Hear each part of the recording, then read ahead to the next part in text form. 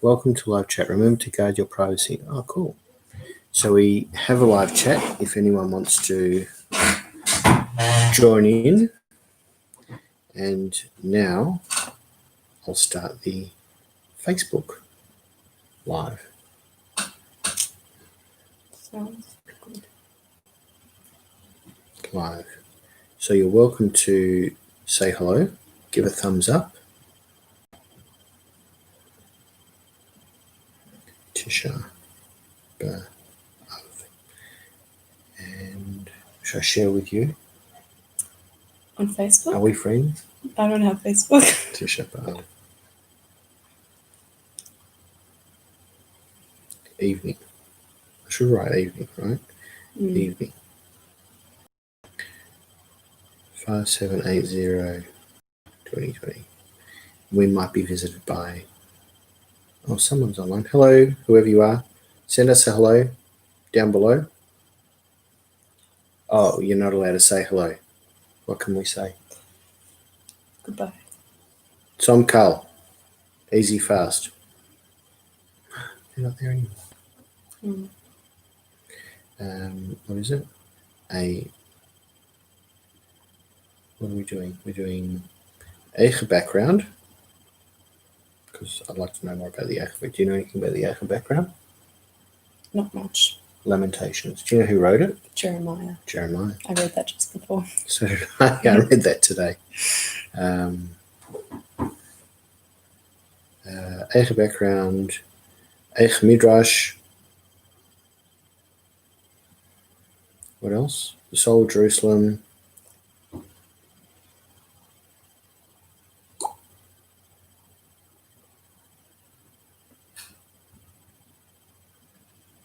And the soul of Jerusalem and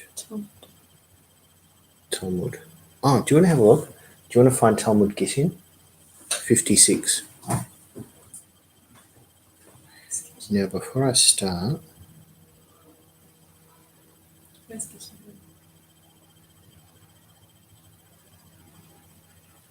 I don't know. You'll have to find it.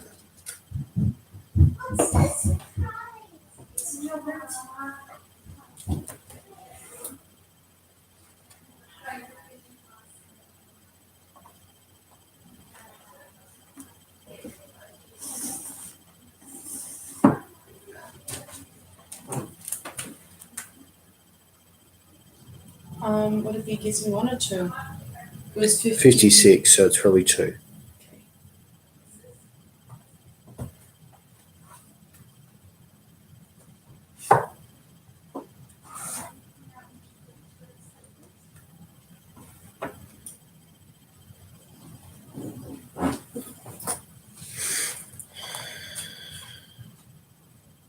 Was it 56?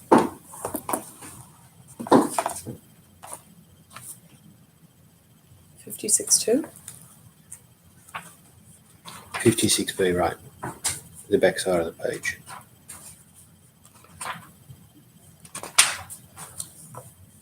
Okay.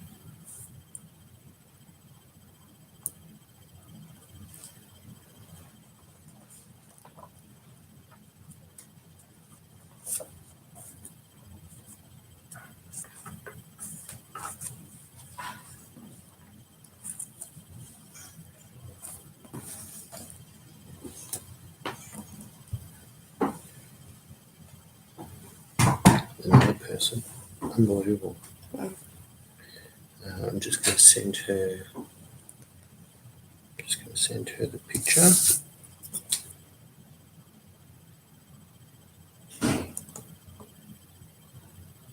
Wherever it is. I actually flew to Eicha. Did you find the 56B? Yeah, I did. It's... Yeah, but did you see if it's actually... Yeah, it's about Roman Vespasian. Oh, it did? Yeah. Oh, cool.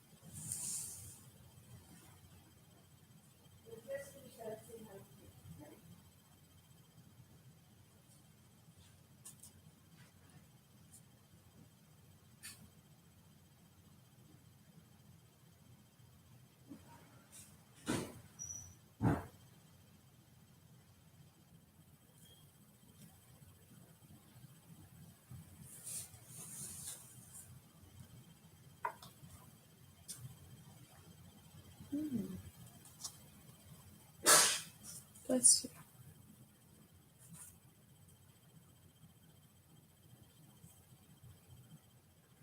Okay.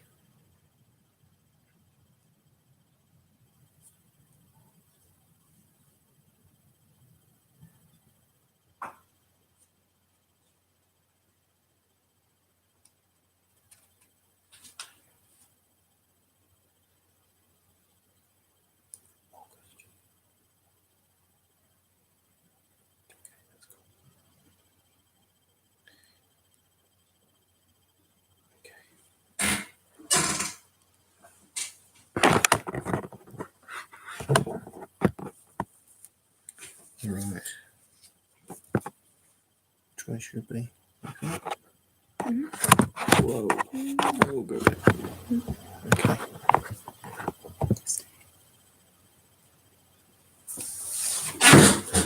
Alrighty. All right. Hi, everyone. We are streaming live on. I'm not allowed to say hi. We are streaming live on YouTube and also streaming live on Facebook. And you're welcome to join in. We are going to discuss a number of things. Are you right sitting in the corner there like that? Mm-hmm. Yeah. Do you want to sit there? Do you want to sit here and I'll move the camera? Oh, now I see all the books. That's better. Yeah. So there we go. And we're going to read a few things. Firstly, we'll have a look at the background for Eicha, Megillat Eicha, which we read tonight. We have an interesting text. It's the midrash on Megillat Eicha. So maybe we'll get through this by tomorrow. Who knows? What do you want to say what else we've got? Sure. And we have the book, The Siege of Jerusalem, which is it's the teachings of Shlomo Carlebach and compiled by Shlomo Katz, both rabbis.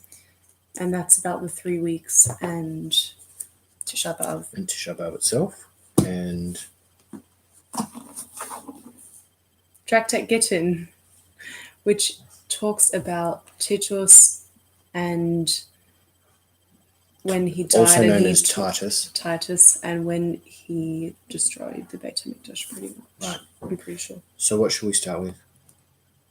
Maybe we should start with this. The Talmud. Well, this is the actual history.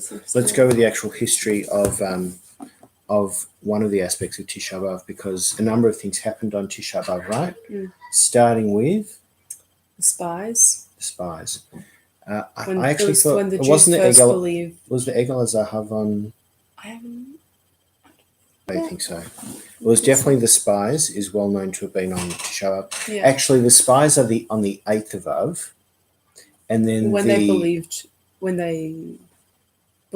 the bad things about Israel. Right. Tisha B'Av. And then it was the next day that God's decree came to say that you're not going to Eretz Israel tomorrow or any time yet. You're going in. It wasn't in 40 years. It was in 38 years. I think it was already 2 years had passed by that stage. Yeah. We read that in one of the Parshiot. Yeah, I think we did. Just last week, I think, or the week before. Okay. So in Gittin, where are we? 56. Oh, you've got it. Okay. So another thing, obviously the other major thing that happened on Tisha B'Av is that we were not allowed into, is that we would, actually, it was the opposite.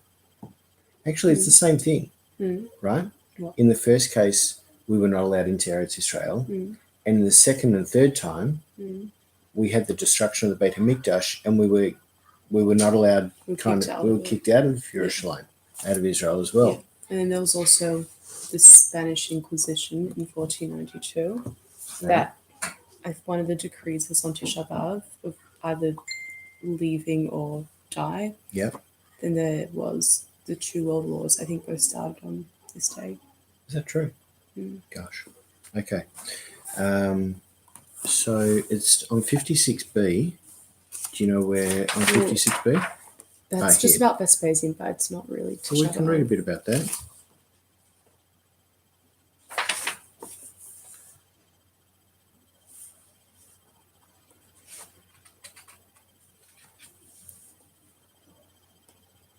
So that's about Vespasian. Mm. That's not really about it, is it? Mm. And what is it here? So that starts with Titus. Here, Titus. Yeah. And so it's a whole narrative. It's a whole narrative. Let's read the narrative, okay? Sure. It's a page of duff, basically.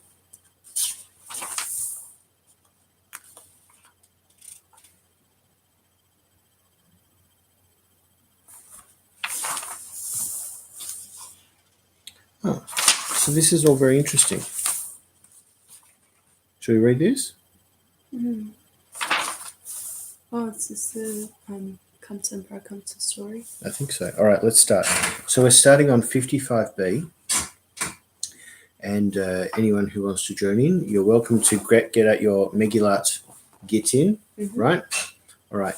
Do you want to grab that?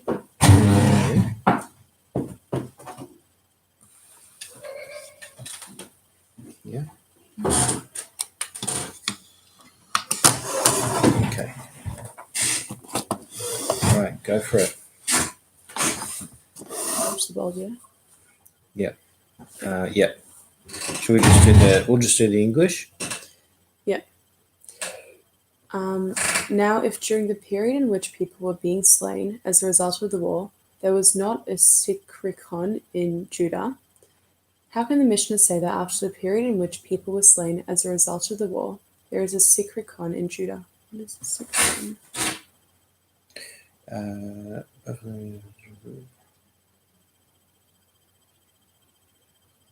Okay, it describes what a sikrikon is. Okay. So, Rav Yehuda said, when it says there was not a sikrikon in Judah during the war, it means that the law of a sikrikon, that is, the laws outlined in the continuation of the Mishnah,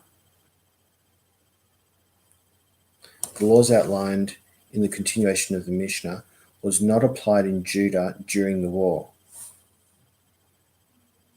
So now there's an explanation. Rabbi Yassi said, that's Titus and his officers who led the war on Judah, issued 3 edicts. The first 2 edicts were issued during the war and the last one after the war. Go ahead. The first edict was, whoever does not kill a Jew whenever he has the opportunity shall be executed. The second was, whoever kills a Jew must pay a penalty of 4 zuz. The last edict was, whoever kills a Jew shall be executed. Therefore, when the first and second edicts were in effect, which was during the war, since the idolaters could kill Jews without fear of meaningful retribution, the Jewish landowner whose life was threatened by a sikrikon would, as a result of his duress, sincerely transfer ownership of his land to the sikrikon. So hang on. Whoever kills a Jew must pay a penalty of 4 zuz. Yeah? Mm-hmm. Why would you have to pay a penalty for killing a Jew if in the first case you had to kill a Jew? Right? Mm.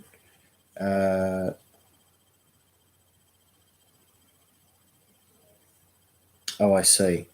You weren't allowed to kill Jews, so they gave like a $1 penalty if you did. You did the wrong thing. Pay $1. Mm-hmm. So it appeared as if they were doing the right thing by saying you can't, but the penalty for it was so meaningless that, okay. So the last edict was, whoever kills a Jew must pay. The last edict was, whoever kills a Jew shall be executed. Therefore, when the first and second edicts were in effect, since idolaters could kill Jews without fear of meaningful retribution, the Jewish landowner whose life was threatened by a sikrikon would, as a result of his duress, sincerely transfer ownership of his land to the Sikrikon. Thus, the Sikrikon definitely assumes legal ownership of the land. Under such circumstances, the law of the Sikrikon is not applicable, but when the last edict was in effect after the war and Jews were afforded proper protection, they, the Jewish landowners whose lives were threatened by a Sikrikon, would say, "Let him take my land today, and I will claim it from him in court tomorrow." The owner does not necessarily cede his land permanently to the Sikrikon. Under such circumstances, the law of the Sikrikon is applicable. So if you gave your land away to someone, and that person comes and takes, and another person comes and takes it, you could get it back because you can say, they never had the right to give it away to someone else or to let someone else take it. It's still my land. Go. Rav Yochanan said, "What is an illustration of that which is written? Fortunate is the man that always fears the consequences of his actions, and he that hardens his heart will come to harm." This verse is illustrated by the following 3 episodes in which tragedy struck because people failed to consider the consequences of their actions. As a result of the incident involving Kamsa and Bar Kamsa, Jerusalem was destroyed. Do you know what that incident is, or are we going to discuss it? I think we're going to discuss it. Okay. As a result of the incident involving a rooster and a hen, Har HaMelech was destroyed. A heavily populated province in Judah. As a result of the incident involving the side of a carriage, Beitar was destroyed. Okay, so we've got the pasuk. Where is the pasuk from? From Proverbs 28:14, which says, "Fortunate is the man that always fears the consequences of his actions, and he that hardens his heart will come to harm." Right, so what does that mean? That What's the first? The first part means that if you fear, like if you anticipate what's going to happen, then it's better for you because you know what the outcome will be. Right. And if the outcome gives you anxiety or you fear the outcome, then you wouldn't do it. Then you won't do it. And what's the second part? And he that hardens his heart will come to harm. Right. It's a bit like ahavat shalom. You know, you shouldn't have a hard heart. And if you do, then bad things will happen to you. And there are 3 examples of this. Mm-hmm. The examples are Kamsa and Bar Kamsa. There was the rooster and the hen in Har HaMelech. And the last one is the destruction of Beitar. Mm-hmm. So we're going to hear about these 3 incidents.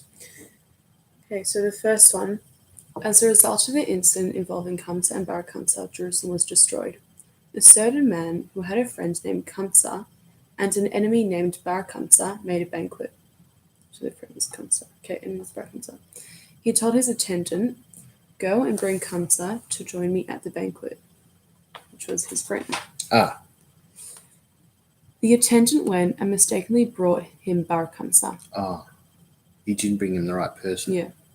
When the host arrived at the banquet and found Bar Kamsa sitting there, he said to Bar Kamsa, "Look here, that man is the enemy of that man." Meaning, you're my enemy. Yeah. So Bar Kamsa's come by mistake. Mm-hmm. And he's degraded him. Yeah. "What do you want here? Get up and get out." Bar Kamsa said to him, "Since I have come, let me stay, and I will give you the value of whatever I eat and drink." Right. So Okay. don't embarrass me. Yeah. Instead, just allow me the opportunity to stay. Not just an opportunity to save face. I'll pay for what I eat, and then I'll go of my own free will, sort of. Yeah. So the host said to Bar Kamsa, "No, I will not let you stay." Bar Kamsa said to him, "I will give you the value of half the banquet." So now he's going to pay for half of the entire banquet. Just to not be embarrassed. Yeah. Again the host said to him, "No." Bar Kamsa said to the host, "I will give you the value of your entire banquet." I'll pay for everything. The host said to Bar Kamsa, "No." He grabbed hold of Bar Kamsa with his hand, stood him up, and ejected him from the banquet.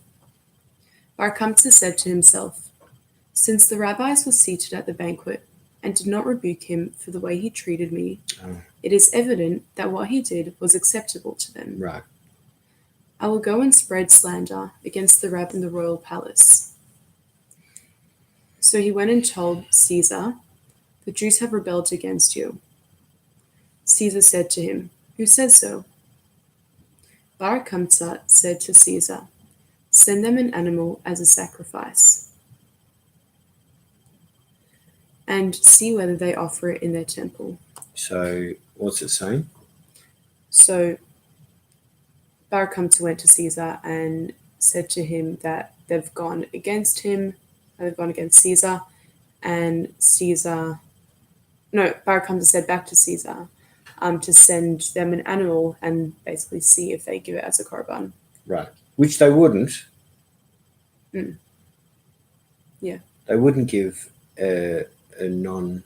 But there were non-Jewish sacrifices. Well, it will say why they wouldn't give it. Okay, let's have a look. So Caesar went and sent a fine calf with Bar Kamsa. As he was going to Jerusalem, Bar Kamsa caused a blemish in the calf's upper lip. Oh, so there was nothing wrong with the sacrifice, except for the fact that it has a blemish. Now it has a blemish, and he did it on purpose. Yeah. So that's why he's seeing if the Jews would sacrifice it or not. Or as some say, he caused a cataract in the eye. Right. He might have poked him in the eye or something. Yeah.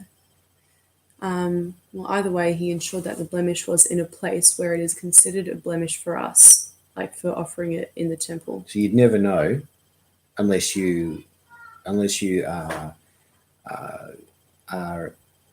so expert in these things. Yeah. Well, I think because like you said, the non-Jews also gave sacrifices, but that blemish would have been fine for them, whereas for us, that blemish wouldn't have been fine. Right. Yeah, it says, but it is not that is not considered a blemish for them, i.e. for offering outside the temple. So although the animal was unfit to be offered in the temple, the rabbis considered offering it for the sake of peaceful relations with the Roman government. Rav Zachariah ben Avkulas said to them, "But people will then say that blemished animals may be offered on the altar." The rabbis considered killing Bar Kamsa so that he would not be able to go and tell Caesar that the offering had been refused. Rav Zachariah said to them, so we've got three choices so far. The rabbis said, let's sacrifice it and keep the peace. The second option is, if we do sacrifice it, people will start thinking that we can make blemished offerings, which is completely inappropriate. And the third one is kill the messenger or kill the protagonist, who is also the messenger. Yeah. Not protagonist, antagonist. Yes, the antagonist. Rav Zachariah said to them, "But people will then say that one who blemishes consecrated animals is put to death." The one who blemishes... Oh, okay, fine. Because since Bar Kamsa blemished the animal, he could be put to death. Bruce, where are you? Come over. Rav Yochanan interrupts his narrative with the following observation. Rav Yochanan said, "The tolerance displayed by Rav Zachariah ben Avkulas in refusing to have Bar Kamsa put to death destroyed our temple, burned down our sanctuary, and exiled us from our land." So he's pretty much saying that it was because of Rav Zachariah that all these bad things happened. Because he refused. What did Rav Zachariah ben Avkulas do? Rav Zachariah first said, well, he was first saying, he was refuting what the rabbis were going to do. Right. And then he said, the tolerance displayed by Rav Zachariah ben Avkulas in refusing to have Bar Kamsa put to death destroyed our temple, burned our sanctuary, and exiled us from our land. So because he refused, so you should have killed him. To be put to death. He's saying that you shouldn't have stood in our way it's because of you all this bad stuff happened. Mm. But that's not true because, well, I mean, it is true, except for the fact that he was embarrassed and he was taking revenge for his embarrassment. As in Bar Kamsa was taking revenge. Yeah. Wasn't he taking revenge? He was taking revenge because he was embarrassed in the banquet. Yeah, right. Who was the one that... He went to Caesar and then said that, trying to... disparage the Jewish people. Yes, that's the words. Okay. Next. January? Yep. So, what happens? So this now, Bar Kamsa has gone back to Caesar and told Caesar all the bad stuff, right? He sent against them to Nero, Caesar. Nero set out to attack Jerusalem, right? So obviously it came to pass that they didn't offer it. Bar Kamsa let them know they didn't offer your beautiful calf. Yeah. So Nero Caesar realized that the people are not with him. That the Jewish people are not favorable to the Caesar. Is his name Nero? Yeah. Interesting. The first translation is problematic because it's difficult to imagine who the subject of the sentence he might be who sent the Emperor Nero. Hello. Good night. Good night, Thomas. Do you want to come and say hello to people on... Or do you want to come and say wishing you an easy fast?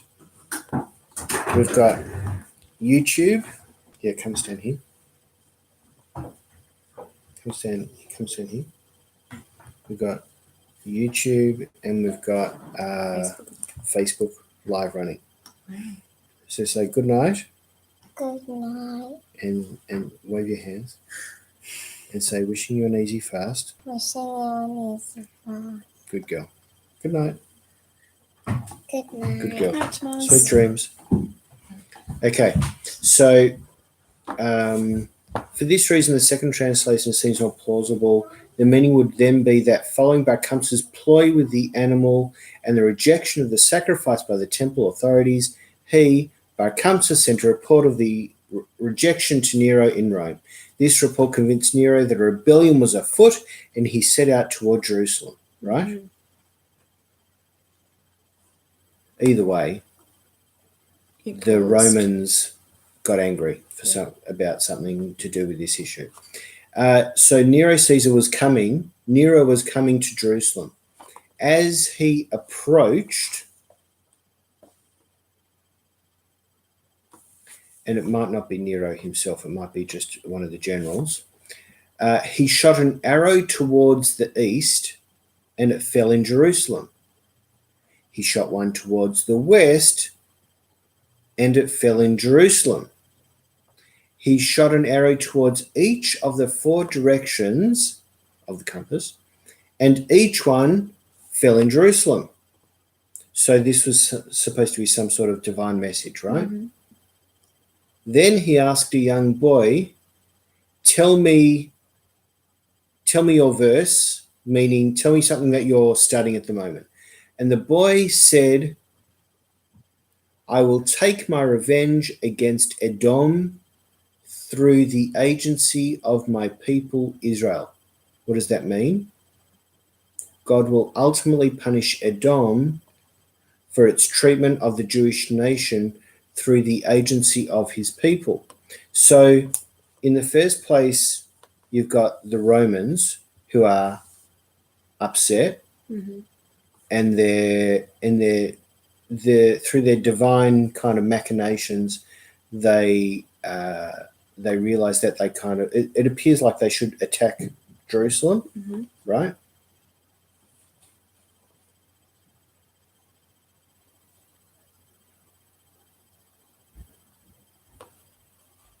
That's what it means. Meaning that God was not going to intervene. God out of his love, if he might interfere with the natural course of events to save them. So he realized from what he did that it was God's will that Jerusalem be destroyed. But then he asks the boy, despite the fact that there's a decree from God that Jerusalem must be destroyed, whether there would be some sort of reward in it. Mm-hmm. And the boy answered him, I will take revenge against Edom. And who's Edom? Caesar, the Romans. Edom is Romans, other Romans, right. So even if you do this, there's still not going to be a reward for you. Mm-hmm. Yeah? Mm-hmm. Amar, he said to himself, the Holy One, blessed is he, wants to destroy his house, and he wants to wipe his hands clean on that man, on myself, on the general, on Nero. He ran away and converted to Judaism, and Rebbe Meir was descended from him. Mm. So we know that Rebbe Meir was a descendant of Nero, Mm-hmm. and this is where we know it from. Mm. Okay? So in other words, even if he did attack, there would not be a reward, there would be revenge, Mm-hmm. and So he got scared and converted. Yeah. Now next, do you want to read? Caesar sent him, Vespasian Caesar, against the Jews. Vespasian came and besieged Jerusalem for 3 years. There were 3 wealthy men in Jerusalem, Nakdimon ben Gurion, Ben Kalba Should we Savua, pause it for a and sec? Ben Tzitzit. Okay. We'll be back in a couple of minutes. We should have a little sign saying, back in a couple of minutes.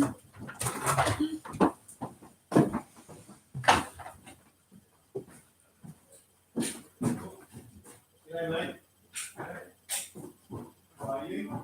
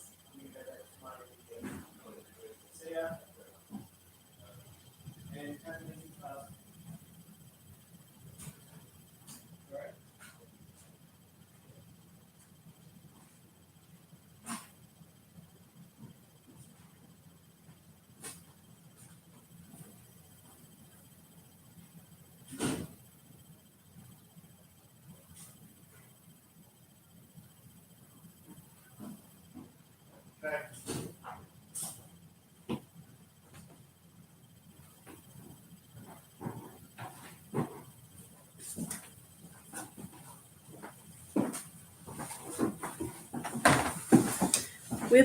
And we're back. Looks like there's someone actually on. It says one person. Yeah. It's curious. Wonder who it is. All right. Where are we up to? It's getting a bit cold. Mm. And also I look better. Yes. I think. Here. Yeah. Here. This is So we talked about how Rabbi Meir was descended from Nero. Caesar. Nero Caesar. Do you want to read this? Yeah, I already started it. Okay, Start I'll again. read again. Caesar sent him, Vespasian Caesar, against the Jews. Oh, so that's Nero? Nero sent Vespasian? Caesar, 22.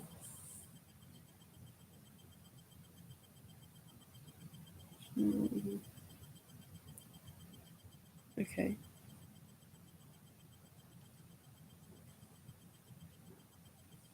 So it says that he might have converted after he sent Vespasian. Right. So Caesar sent him, Vespasian Caesar, against the Jews. Vespasian came and besieged Jerusalem for 3 years. There were 3 wealthy men in Jerusalem, Naktimon ben Gurion, ben Kabasavua, and ben Tzitzit Hakeset. So the Gemara explains these 3 names. Naktimon ben Gurion was so called because it once happened that the sun miraculously pierced, in Hebrew Nakta, the clouds on his behalf. What does that mean? The sun was made to shine in the sky after the time for it to set had passed, so that Naktimon's repayment of a loan that he had incurred on behalf of the people will not be considered late. Interesting. Ben Kabasavua was so called because anyone who entered his house as hungry as a dog, which in Hebrew is kalba, left satisfied, savua. Ben Tzitzit Hakeset. That's a good name. Yeah. Kalbasua. That's shocking, isn't it? Mm. I'm as hungry as a dog. You satisfied me. Therefore, I'm calling you Kalbasua. Yeah. Ben Tzitzit Hakeset was so called because wherever he walked, his tzitzit trailed behind him on cushions, keset. He walked only on cushions fashioned from fine fabric. Some say that he was given this name because his seat cushion, his keset, was placed among those of the nobles of Rome. Okay. Excuse me. Whenever he went there for an audience with the emperor. The narrative continues. One of these 3 rich men said to the rabbis, I will sustain the people with wheat and barley. This is during the 3 years that Vespasian was laying siege to Jerusalem. Yeah. Right. So one of these 3 rich men said to the rabbis, I will sustain the people with wheat and barley.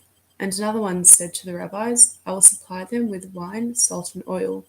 And another one said to the rabbis, I will supply them with wood. The rabbis gave special praise to the one who promised wood.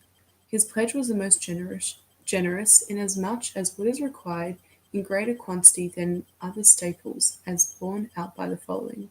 It's a bit weird, Yeah. that these people, if a city is being laid siege to, Mm-hmm. it's not easy to come by those things from within the city. Right. Do you see my point? Yeah. How do you, like wood, Mm. Where do you get it from? where do you get wood from? Mm-hmm. Well, they had storehouses of it, I'm pretty sure. Full Right. of all this stuff. They would have. So Rav Chisda entrusted all his keys to his attendant, except for the key to his storehouse of wood. For Rav Chisda said, to bake a storehouse full of wheat into bread requires 60 storehouses of wood. These 3 men had enough supplies to sustain the residents of Jerusalem for 21 years. However, there were these Barionei. which is empty men with a propensity to violence, ruffians, according to Rashi. The reference is to the ardently nationalist group whom secular history knows as the Zealots. As the Gemara relates presently, they advocated the overthrow of Roman rule through war and violently resisted any attempts at reconciliation. So they wanted to get out there and fight. They didn't want to stay calm and relaxed behind the walls under siege. They wanted to go and fight. So the rabbis, so they were the Bar Yoneh among the Like people. Trump. The rabbis had said to the Bar Yoneh, "Let us go out and make peace with the Romans." The Bar Yoneh would not let them do so. They said to the rabbis, "Let us go out and wage war against the Romans." The rabbis said to them, "It will not be successful." The Bar Yoneh arose and burned down those storehouses Oi. of wheat, barley, and wood, and there was a famine in the city. Now you don't have any choice. Now we've got to go out and fight. The Gemara relates one of the tragic effects of the famine. I really feel like this is something that's going on around the world at the moment. Like there are the people who are sheepishly, staying inside, covering their faces, which you should do. The authorities are telling you to do it. But there are people like that doctor woman, right? That black woman that we saw in the video yesterday, right?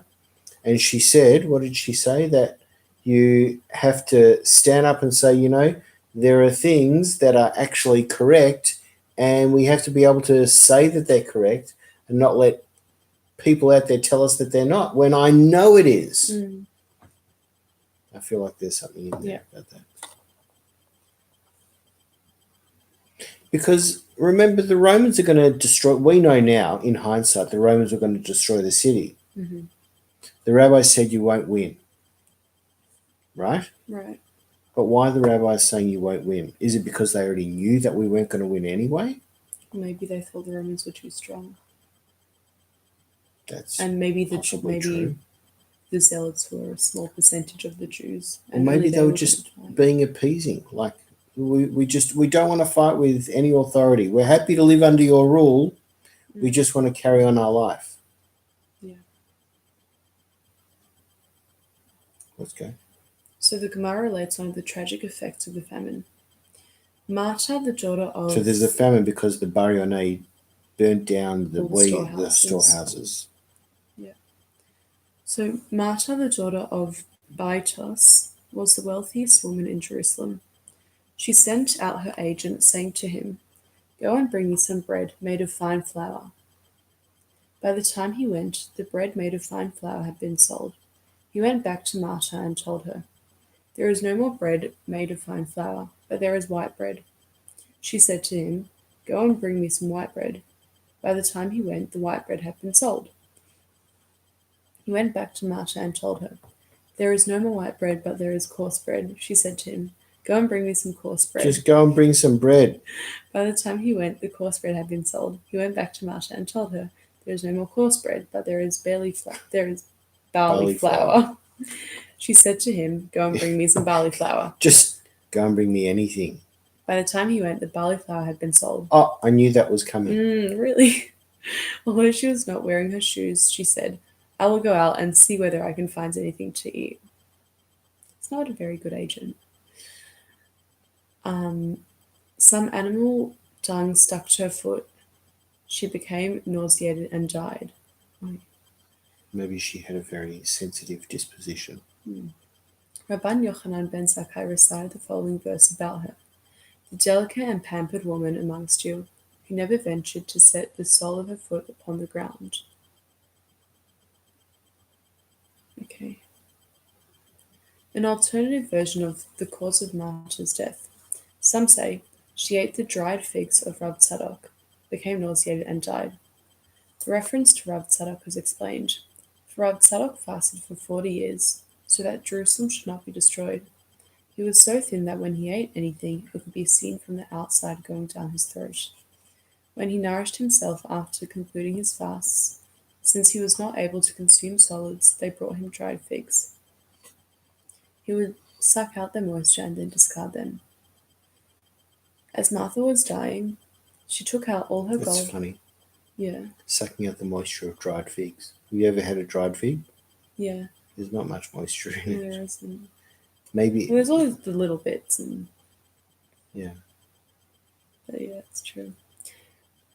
So the Gemara concludes the story of Martha, the daughter of Titus. Yep. Titus. As Martha was dying, she took out all her gold and silver and threw it into the marketplace. She said, "What do I need this for? This is a fulfillment of that which is written. They will throw their silver into the streets." Which is It's from Ezekiel. The verse refers to the impending destruction of Jerusalem. The Gemara returns to the central narrative. Right. Gold and silver doesn't Get get anywhere. you much. If there's nothing to be bought, it's just metal Yep. with no value. Mm. The Gemara returns to the central narrative. Abba Sikra, the head of the Bar Yoneh in Jerusalem, the head of the Zealots, Mhm. was the son of Rabban Yochanan ben Zakkai's sister. Wait, Amazika, who was the son of Rabbi Yochanan ben Zakkai's sister. So Rabbi Yochanan was the leading rabbinic authority in Jerusalem at the time, and his nephew was the head. Of- This is where I think the word Sakari comes from. Have you heard Sakari? No.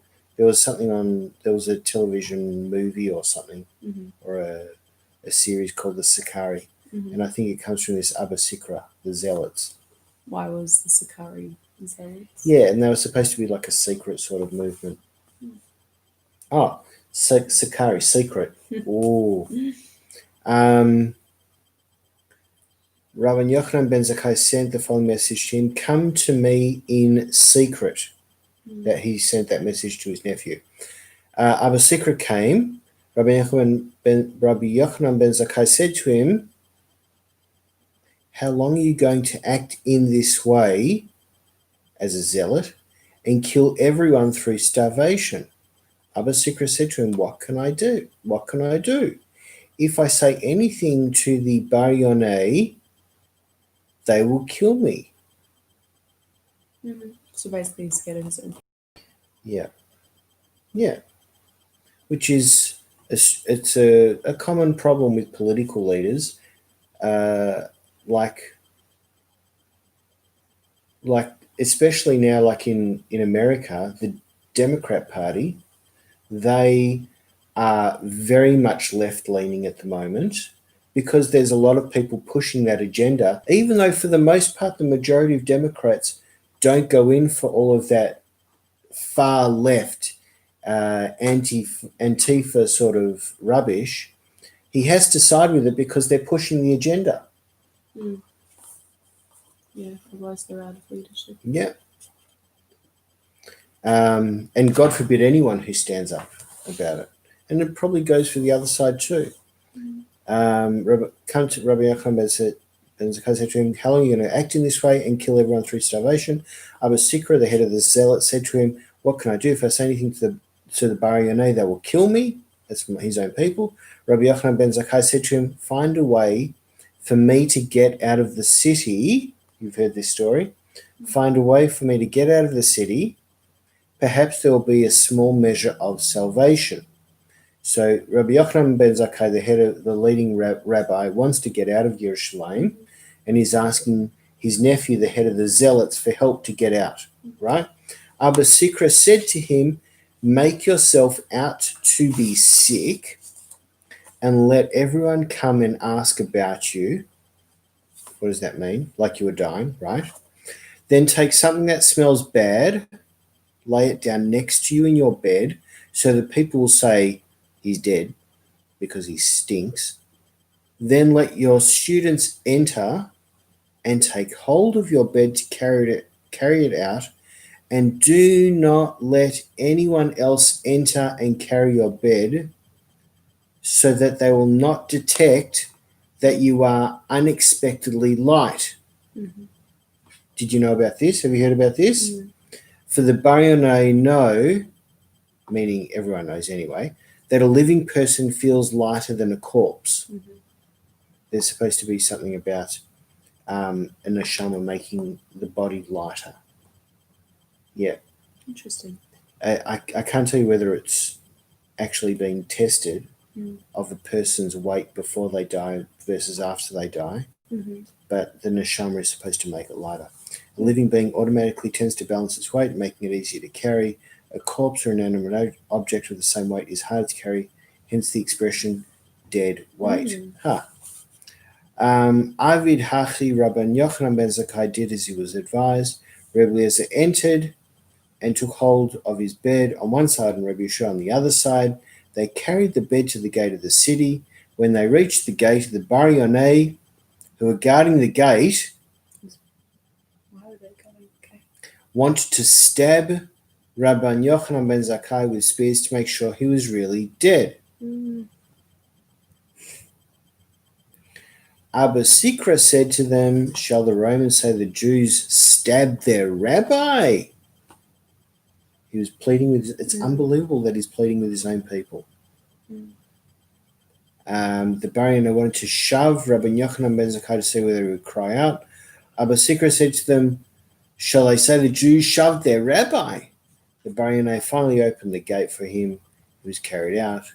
When Rabban Yochanan ben Zakkai reached the Roman camp, he said to Vespasian, "Peace be upon you, O king." What did he say in Hebrew? Shlama alach malka, shlama alach malka. Amalei, Vespasian said to him, "You are liable to death on 2 accounts. I am not a king, and you are mocking me for calling me a king. If I am a king, why did you not come to me until today?"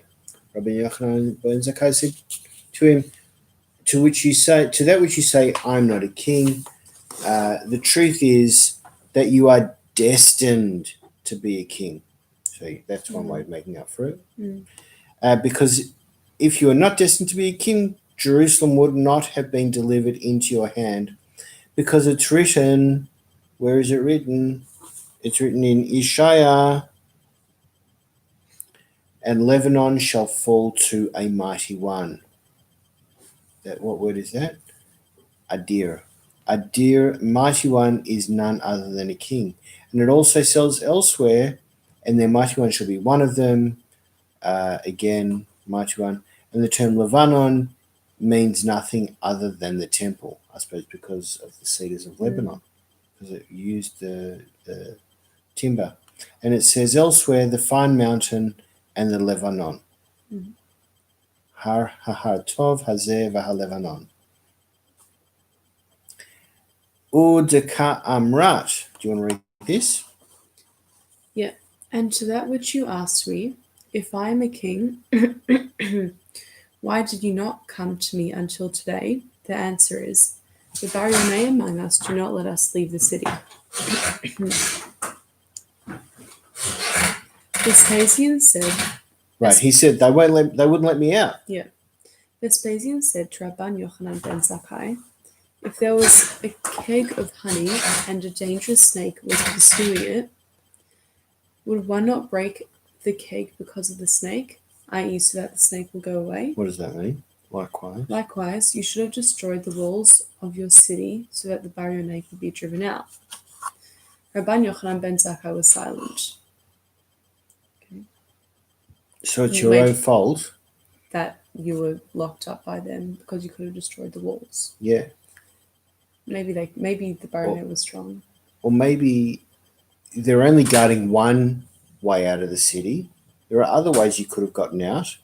So what was stopping you from going out another way? Mm-hmm. So the Gemara comments on Rabban Yochanan ben Zakkai's silence. By the way, when it says could be driven out, I think he means driven out by the Romans. Likewise, should have destroyed the walls so that the Baryonai could be driven out. Why by the Romans? I think it was by the Jews. No, Roman forces would be able to enter the city and expel the Baryonai from its midst. Oh, right, because they haven't actually entered the city yet. Hi. Hello. Hello. How are you? Good, how are you? Good, thanks. Good. We're on Facebook and YouTube. Oh, hello. You want to come and sit in the middle? Yeah, sure. Oh, you-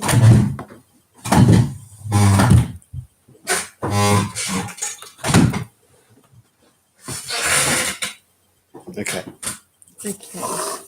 So we're talking about the siege of Yerushalayim. At this point, by Vespasian, and Rabbi Yochanan ben Zakkai, who's the leader, the rabbinical leader, has come out. He snuck his way out through his own people, meaning through the zealots. The zealots actually, yeah, right? No, it was his disciples, but his nephew, who was the head of the zealots. The zealots are Jews. Yeah, but they were guarding the walls so that they couldn't get out. They Then were- the head of the zealots, who was Rabbi Yochanan ben Zakkai's nephew, let him out. Gotcha. Yeah. They're like Okay. Antifa, guarding, what's it called? Chaz. Chaz. That's what it is. What's It's like Chaz? Antifa guarding Chaz. What's that? Chaz was that place was it in Seattle? Where they created the small little independent state for, hello, it's just been the last month. Oh. What? Oh. Okay. Alright. So didn't you know Yes. about this? No, Like, I don't and read the news. There's too many sad things. the in it. protesters took over a part of, I think it was part of, did I say Seattle? Yeah. Mhm. Was it Seattle? Yeah, I think Seattle. Took Yeah, over we a don't part of know that. Seattle and made it like there was a 6-block square area that they took over and they guarded it Oh. and said no police and Maybe I have heard about this. Yeah. and then and it was like they had their own little border and everything, Mm. but it was crazy because there were people inside there, Mm. but they had to obey whatever these people who had taken over the area, Yeah. and that's what's going on. Yeah. They're the same people, Yeah. but they don't know. It's like they don't know good from bad. The ones guarding it, Mm-hmm. and no one certainly put them in power. Mhm. Okay. Is this 56B? Yeah. We're getting to the Titus part. Ah. Okay, so the Gemara comments on Rabban Yochanan ben Zakkai's silence.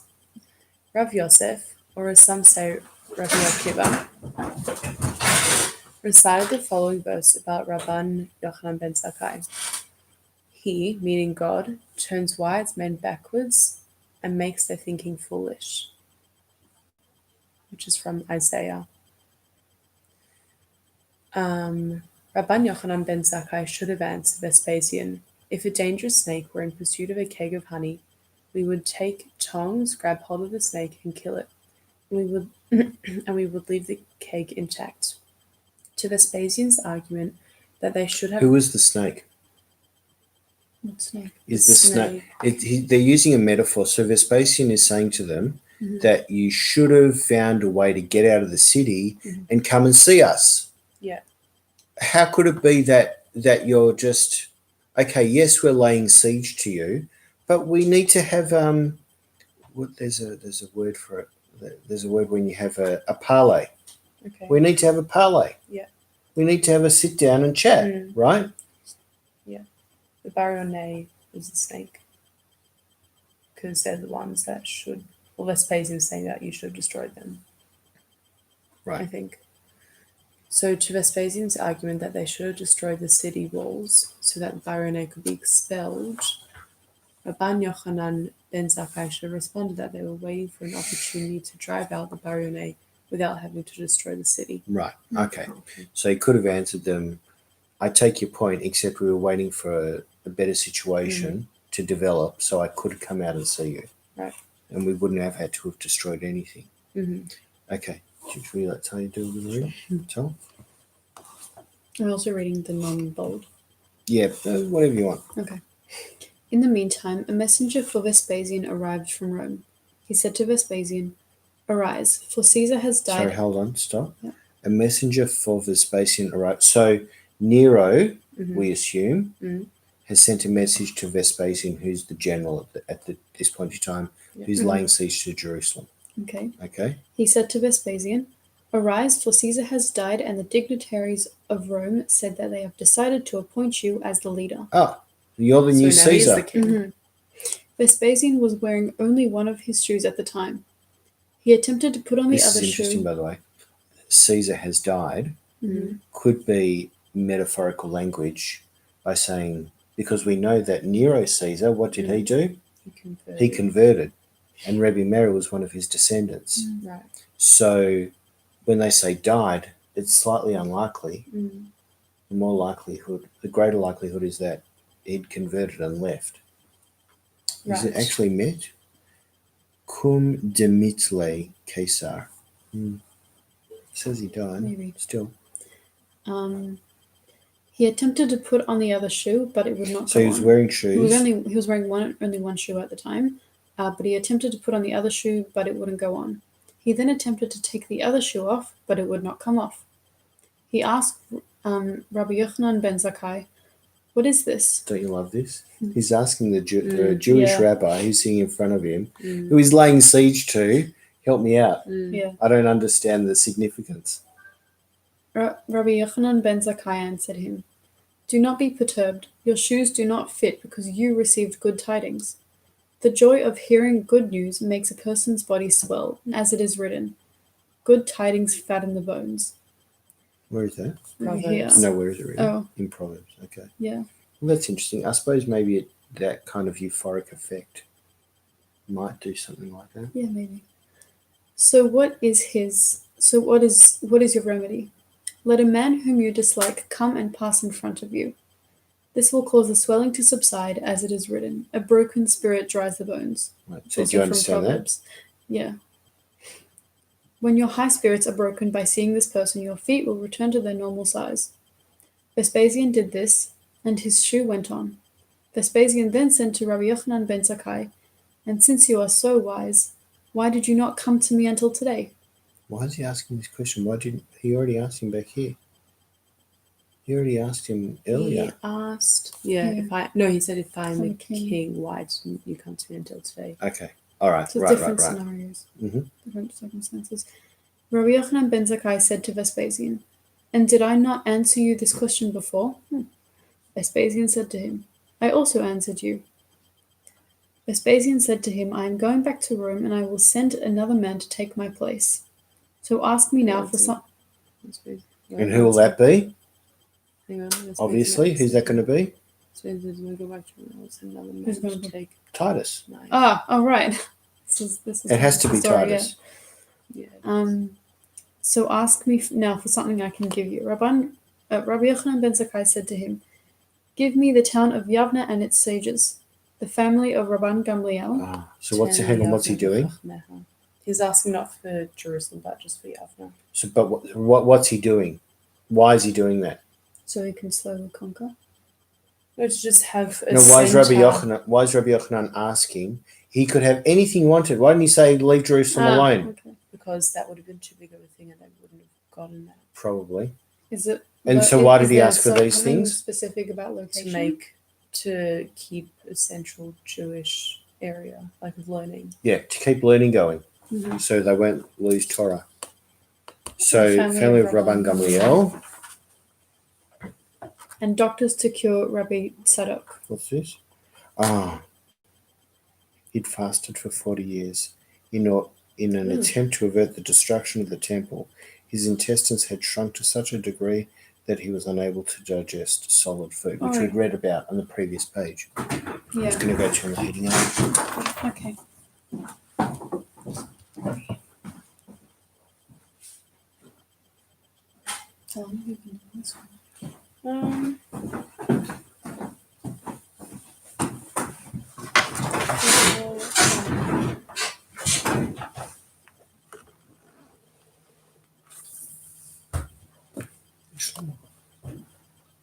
Where? There. Right there. Hello. Right there. Oh, it's different screens. There. One's YouTube, one's Facebook. Right there. Okay, so next. Should I keep Should I continue? Yeah, sure, if you want to. The Gemara comments And do we do this? No, Oh, to we're here. here. Right. The Gemara comments on Rabbi Yochanan ben Zakkai's request. Rabbi Yosef, or as some say Rabbi Akiva, recited the following verse about Rabbi Yochanan ben Zakkai. He, Go on. God, turns wise men backwards and makes their thinking foolish. Rabbi Yochanan ben Zakkai should have said to Vespasian, leave them alone this time. That is, he should have beseeched Vespasian to spare Jerusalem. The Gemara explains why Rabbi Yochanan ben Zakkai did not request the salvation of Jerusalem. But Rabbi Yochanan ben Zakkai thought that Vespasian might not fulfill so great a request, That's what you said. and then there will not be even a small measure of salvation. Therefore, he requested smaller favors which Vespasian would be more likely to grant. One of the requests made by Rabbi Yochanan ben Zakkai was for doctors to cure Rabbi Tzadok. The Gemara relates how Rabbi Tzadok was cured. The doctors who cured Rabbi Tzadok, what was the treatment they administered to him? The first day they fed him water in which bran had been soaked. The next day they fed him water in which a mixture of coarse bran and flour had been soaked. The next day they fed him water in which some flour was mixed. They gradually increased the thickness of the liquid until bit by bit his intestines widened. Why is that necessary to add? The To way say, Why? That was one of the things he asked for. yeah, but just to mention how it was done. Ah, well, the Gemara likes to kind of give medical advice from time to time. That's good. it's also funny because we're fasting now, and at the end of the fast, our stomachs have shrunk. So that's the same thing. That's why. Nice. You see, I was actually going to say there's something more meaningful behind Yes. all this. We need to And eat a little bit, and then a bit more, and then a bit more Exactly. after the fast. very good, exactly. Note to self. Oh, perfect. Self. Right. I mean, it's perfect. This It's guy was advice fasting. for us. Oh, yeah. This guy was fasting. There's something Also else, maybe a 40 bit years. more spiritual. I was thinking of as well, because it talks about what's the words? Mahi yomakama ashkiyuha maya defare macha maya de sipuka macha maya de kimcha. Right.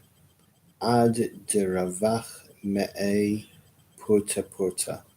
So What's bit by bit? yeah. Porta. I wonder if maybe it's also something a bit deeper as well about because what do they say? There's no Torah without Kemach, Mm. and there's no Kemach without Torah, Mm. right? Yeah. So Turkey, but. right. Mm-hmm. So, and they could have given any sorts of remedies, but they chose Maim and they chose Kemach, Mm. right? Maim Chaim Mm-hmm. and Kemach is Torah. So Yeah. I think there's something a bit deeper in there as well. Like it's as in, maybe it's also a bit like saying, Rebbe Tzadok fasted to save Yerushalayim, right? Mm-hmm. And the doctors are giving a remedy for how to save Yerushalayim. They're giving him the Torah remedy. The Maim Chaim and the Kemach, right? Mm.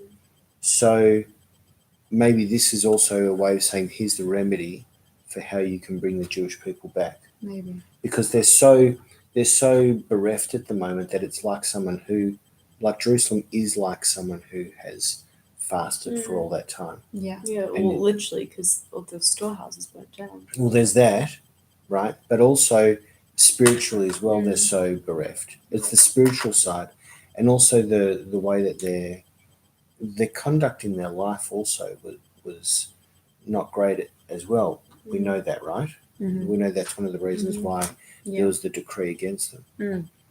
But on a practical level, water and flour are probably the basic things you could give to someone to slowly expand their stomach, expand their intestines. That's right. Oh, practically, yeah, that's Yeah. true. It's true.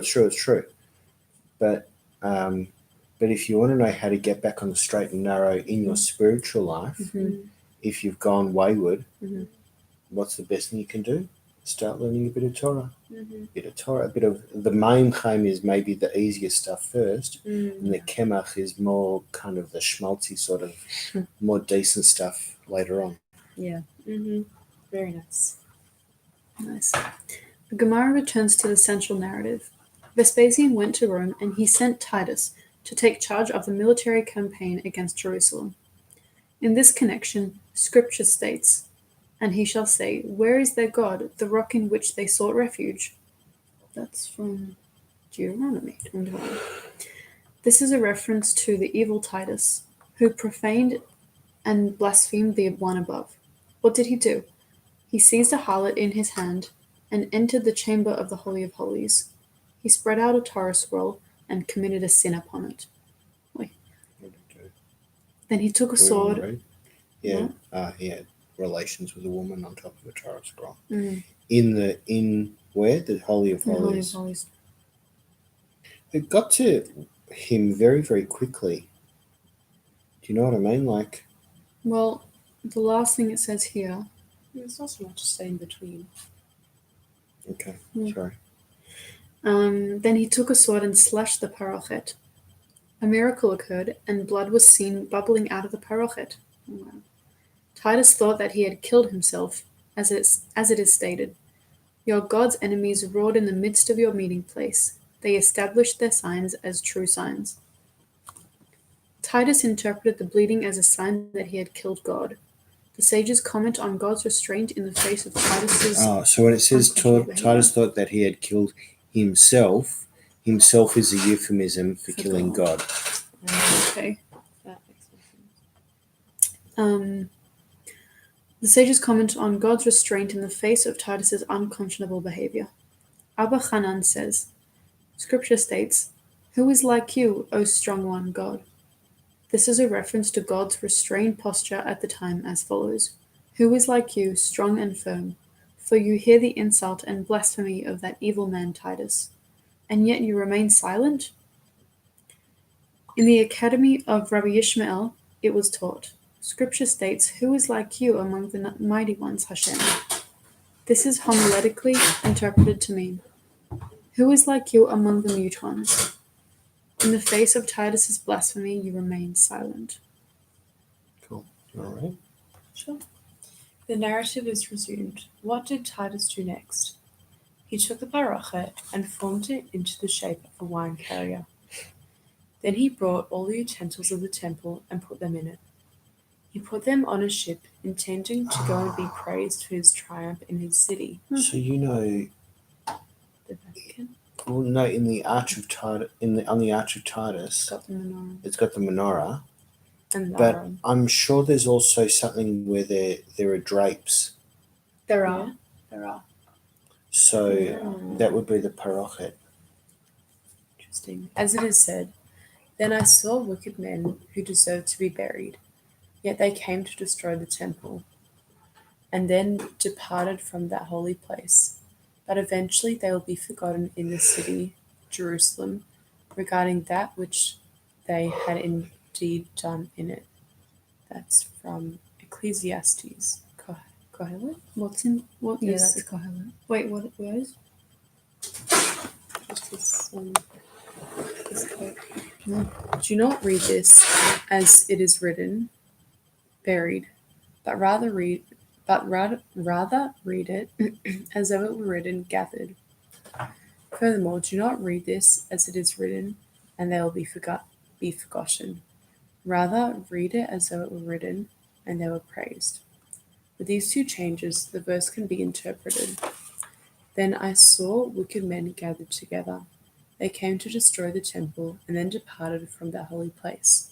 And they were praised in the city in which they lived for that which they had indeed done." A slightly different version of the preceding exposition. There are those who say that there is no need to replace buried with gathered. Rather, this word can be translated literally as buried, for even hidden things, i.e., valuables hidden by the Jews, was revealed to them. And it is to those valuables that this verse refers. Thus, the verse is interpreted, "Then I saw wicked men with valuables that had been buried." Okay. That's different ways to read the verse. A hurricane at sea threatened to drown Titus. He said, "It seems to me that the power of the God of the Jews is only in water." Hmm. When Paro came against the Jews, he drowned him in the waters of the Red Sea. When Sisera came against the Jews, he drowned him and his army in the waters of Nahal Kishon. Where's that? Judges. Oh. What do What do you want to read this? Scripture states Nahal Kishon Grafam. Nahal Kishon swept them away, which is in Judges. In the course of their battle against Israel, Sisera's army entered Nahal Kishon either to escape the battlefield or to reach positions from which to renew their attack.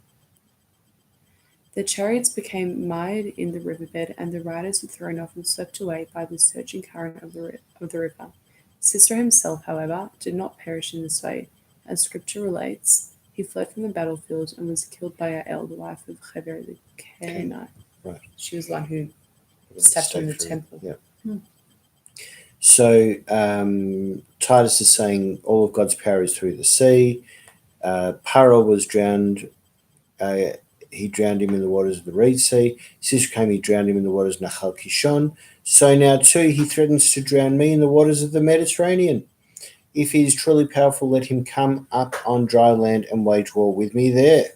A heavenly voice emanated and said to Titus, Rasha ben Beno shel Esav harasha. O evil man, the son of an evil man, a descendant of the evil Esav.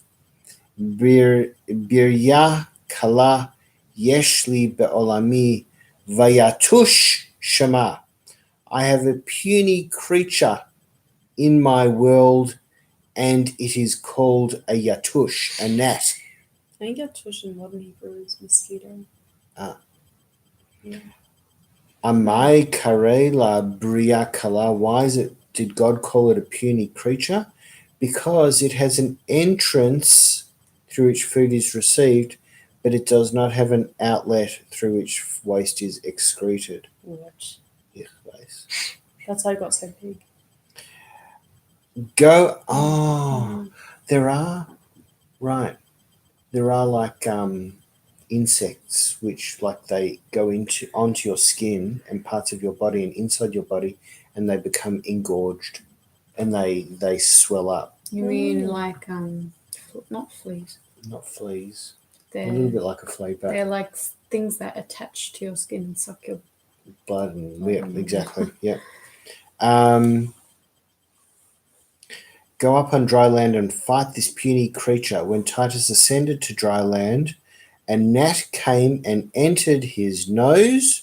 Mm. It picked at his brain for 7 years. Mm. Yom Echad, one day, Titus was passing the doorway of a smithy. Do you know what a smithy is? Mm-mm. A metalsmith, Oh, blacksmith. blacksmith. And when the gnat heard the sound of the smith's hammer, it fell silent. Titus said, "There is a remedy for me." Every day they brought another smith and they banged with the hammers in the presence of Titus. To a Gentile smith he gave 4 zuz, but to a Jewish smith he said, "For you it is enough that you witness the suffering of your enemy." Mm. He did this for 30 days, but from then on, having grown accustomed to the sound of the hammering, the gnat became accustomed to it. Tanya was taught in Baraisa. Rabbi Pinchas ben Aruva said, "I was among the nobles of Rome when Titus died. They split his head open, and they found a gnat inside it that was like a swallow weighing 2 seller." How What's much a is that? silver coin that weighs approximately half an ounce. It doesn't half an Yes. ounce. A seller is a silver coin that weighs half an ounce. So if it weighs 2 sellers, then An it's ounce. 1 ounce. That does Why not why would sound it say very big. half an ounce? It doesn't sound very big. A ton of taught in Nebraska. The gnat was like a 1-year-old pigeon weighing 2 liters. Which is 1 pound. So 2 pounds. So 2 pounds, Wow. which is about a kilo. Abaye said, "We hold a tradition that its mouth was of copper and its nails were of iron." Meaning, once the net had grown used to this, oh no, where am I? 38. Titus' punishment was of a miraculous nature. Yeah, I think so. Sorry? The narrative is resumed. When Titus was dying, he told those present, "Burn that man," for himself, "and scatter his ashes over 7 seas, so that the God of the Jews will not find him and stand him in judgment." So they wanted them to scatter his own ashes. Yeah. Okay. The Gemara cites a related incident. Onkelos, who was the son of Calonicus and the son of Titus's sister. He was Titus's grandson. No, son of Titus's sister. Sorry. Titus's nephew. Great nephew. Great nephew. Wanted to convert to Judaism. He went and raised the spirit of Titus through necromancy. Onkelos asked him, "Who is That's weird. Yeah. Who is prominent in that world, the world to come?" Titus answered him, "Israel." Onkelos asked him, "Should I join them, convert to Judaism?" Titus answered him, "Their laws are numerous and you will not be able to fulfill them." So this is what we say to converts. Yeah. This is why we don't want people to convert. Yeah. You've got too many laws and you have to keep them. Go and attack them in that world, the world of the living, and you will become a leader, for it is written, "Israel's enemies have become leaders," etc. That's from Eicha. From this verse, it is derived that whoever persecutes Israel becomes a leader. Oh Wow. my gosh. That's terrible. That is terrible. So potentially one of the reasons for anti-Semitism is that the Goyim know that if I persecute Jews, I'll become a leader. Wow. Okay. Yeah. It's fine. Forget what we just said. This is 1 page out of many pages. Onkelos asked Titus. But you'll get your just desserts.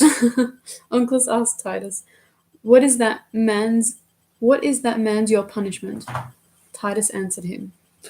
So what was your punishment for having defeated the Jews, sort of thing?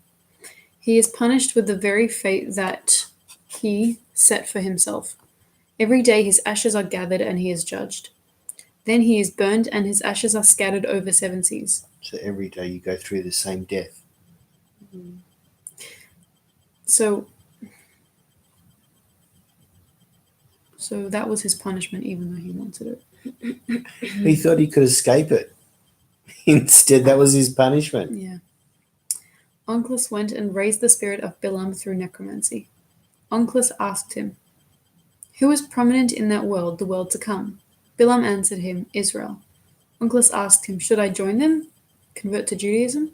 Bilam answered him, "Seek neither their peace nor their benefit all the days." Onkelos asked him, "What is that man's your punishment?" Bilam answered him, "I am punished in boiling semen." Onkelos then went. Oh, so that makes sense, right? Yeah. Because that was one of the things they had to do Oh, yeah. in the sin of Peor. Right. Go back. That was loud. Should I We'll continue? wait for you. That's okay, you can go. You can keep Very going. well. She's going to Ari. Oh, okay. Should we keep going or not? Yeah, it's fine. Okay. Onkelos then went and raised the sinners of Israel through necromancy. Onkelos asked him, "Prominent in that world, who is prominent in that world to come? In that world, the world to come?" He answered Onkelos, "Israel." Onkelos asked him, "Should I join them?" He answered Onkelos, "Seek their benefit, do not seek their harm. Whoever touches them is like one who touches the pupil of his eye. Whoever harms the Jewish people harms himself." Whoever harms the Jews. Wow. Right. So is it more like whoever harms them, harm will come to him? Like, Yeah. okay, wow. Onkelos asked him. You may win, but punishment will come back to you. That's It'll right. Come back to Yeah. bite you in the butt. Yeah. And it'll be in the world to come, not Yeah. necessarily in this world. Yeah. Onkelos asked him, "What is that man's your punishment?" What is that man's punishment? He answered Onkelos, "I am punished in boiling feces." This accords Who was with that? Oh, the sinners the of sinners Israel. of Israel, yeah. There's something in 4. Although this expression is in the plural, the following narrative refers to the specific sinner. You mean this one? No. Okay. Okay. So he was, what was Punished it? He in was boiling feces. boiling feces. Lovely. This accords with that which the world of the sages is punished in boiling feces. Where to say that? Eruvin. All right. The Gemara comments on the difference between the response given by Bilam and the response given by the sinners of Israel. Come see what a difference there is between the sinners of Israel and the prophets of the idol-worshipping nations of the world. The sinners of Israel advised Onkelos to seek the benefit of the Jews, whereas Bilam, who was a prophet of the nations of the world, advised Onkelos not to seek their benefit. As the Gemara has related, the chain of events triggered by the incident concerning Kamsa and Bar Kamsa culminated in the destruction of the temple. The Gemara concludes its account of this incident and its aftermath in the following observation. Is it, so do we have any more about Titus? Doesn't look like it. There's a story about the rooster and the hen.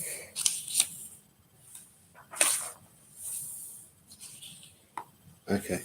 So Isn't this it here? This is just about destruction. The story is here. Yeah. Okay. All right. So there's more, but it's not really about Titus anymore, right? Right. That was interesting. Do we read this? No, we didn't. I finished here. Do you want to just read that? Sure. It was taught in a Baraisa. Rabbi Elazar said, "Come and see how great is the power of shame. For the Holy One, blessed is he, assisted Bar Kamsa in his plot to take revenge for the shame to which he had been subjected. And he destroyed his temple and he burned his sanctuary." So we started with the story of Bar Kamsa. What was that? What was the basis of the story? Well, so it says, Rebbe Elazar said, "Come and see how great is the power of shame." Yeah.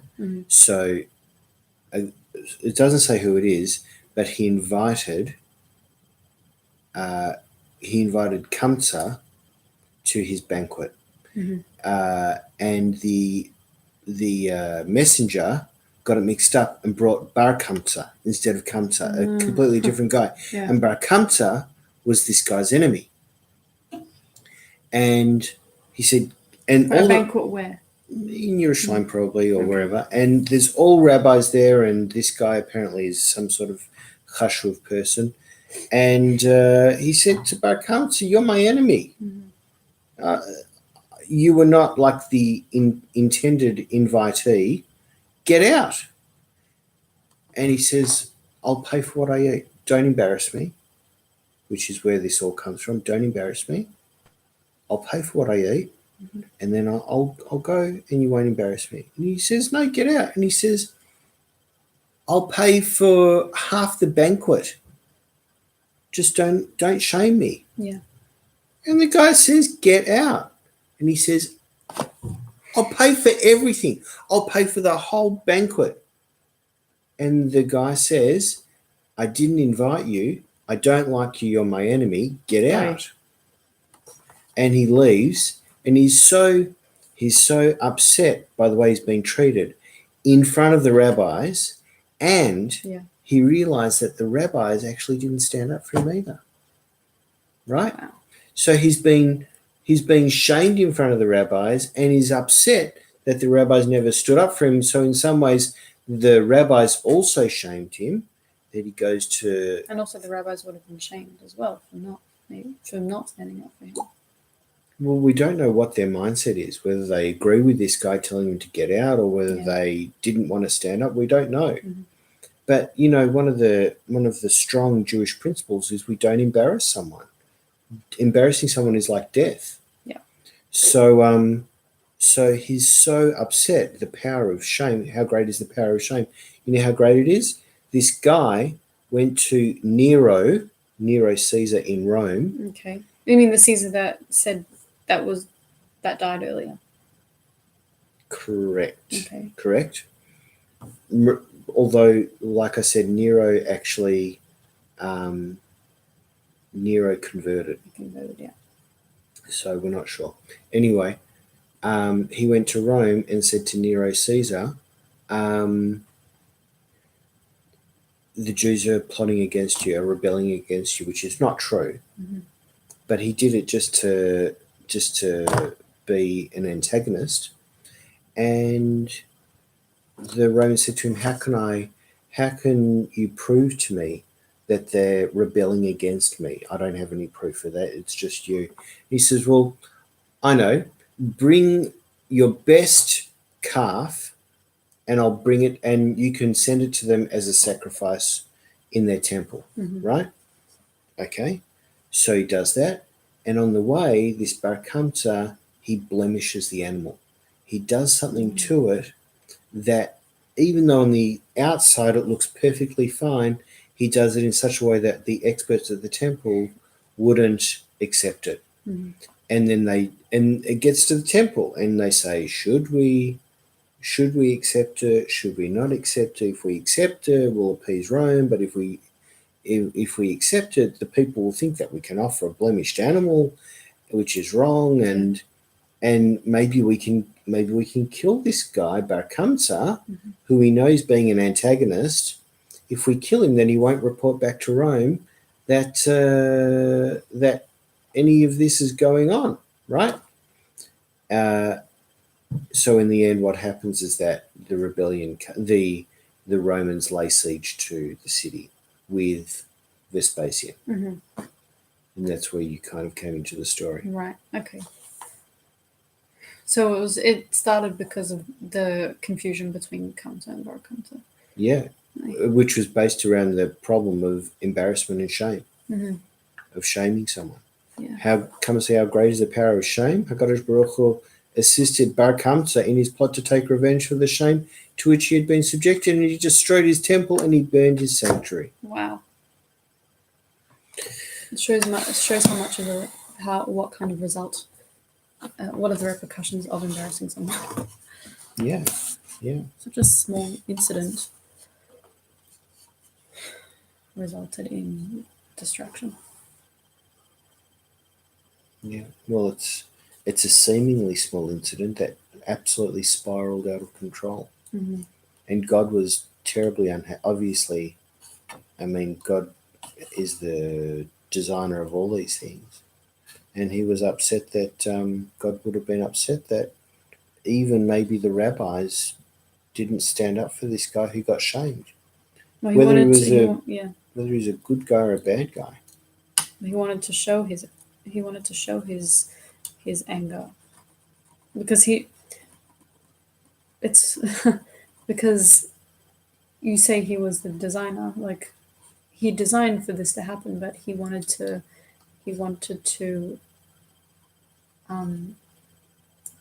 actually show that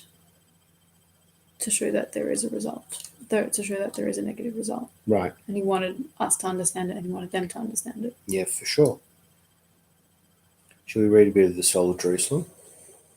Sure. Do you want to read it? Do you want me to read a story? I'll read a story and you can read a story. Yeah. Okay? Okay. All right. I'm just So going to sit back and listen. This is the Soul of Jerusalem. It's the teachings of Rabbi Shlomo Carlebach, compiled by Rabbi Shlomo Katz. My friend who is laying the foundations for his new Beit Knesset Who? in Efrat. Really? So exciting. Let's jump to, there's a lot to get through, so let's jump to what I learned on Tisha B'Av. Should we go to that? What I learned on Tisha B'Av. 164. Okay. Good chapter. We are supposed to love every Jew. Really, we should love the whole world. But let's limit ourselves to Jews for a few minutes.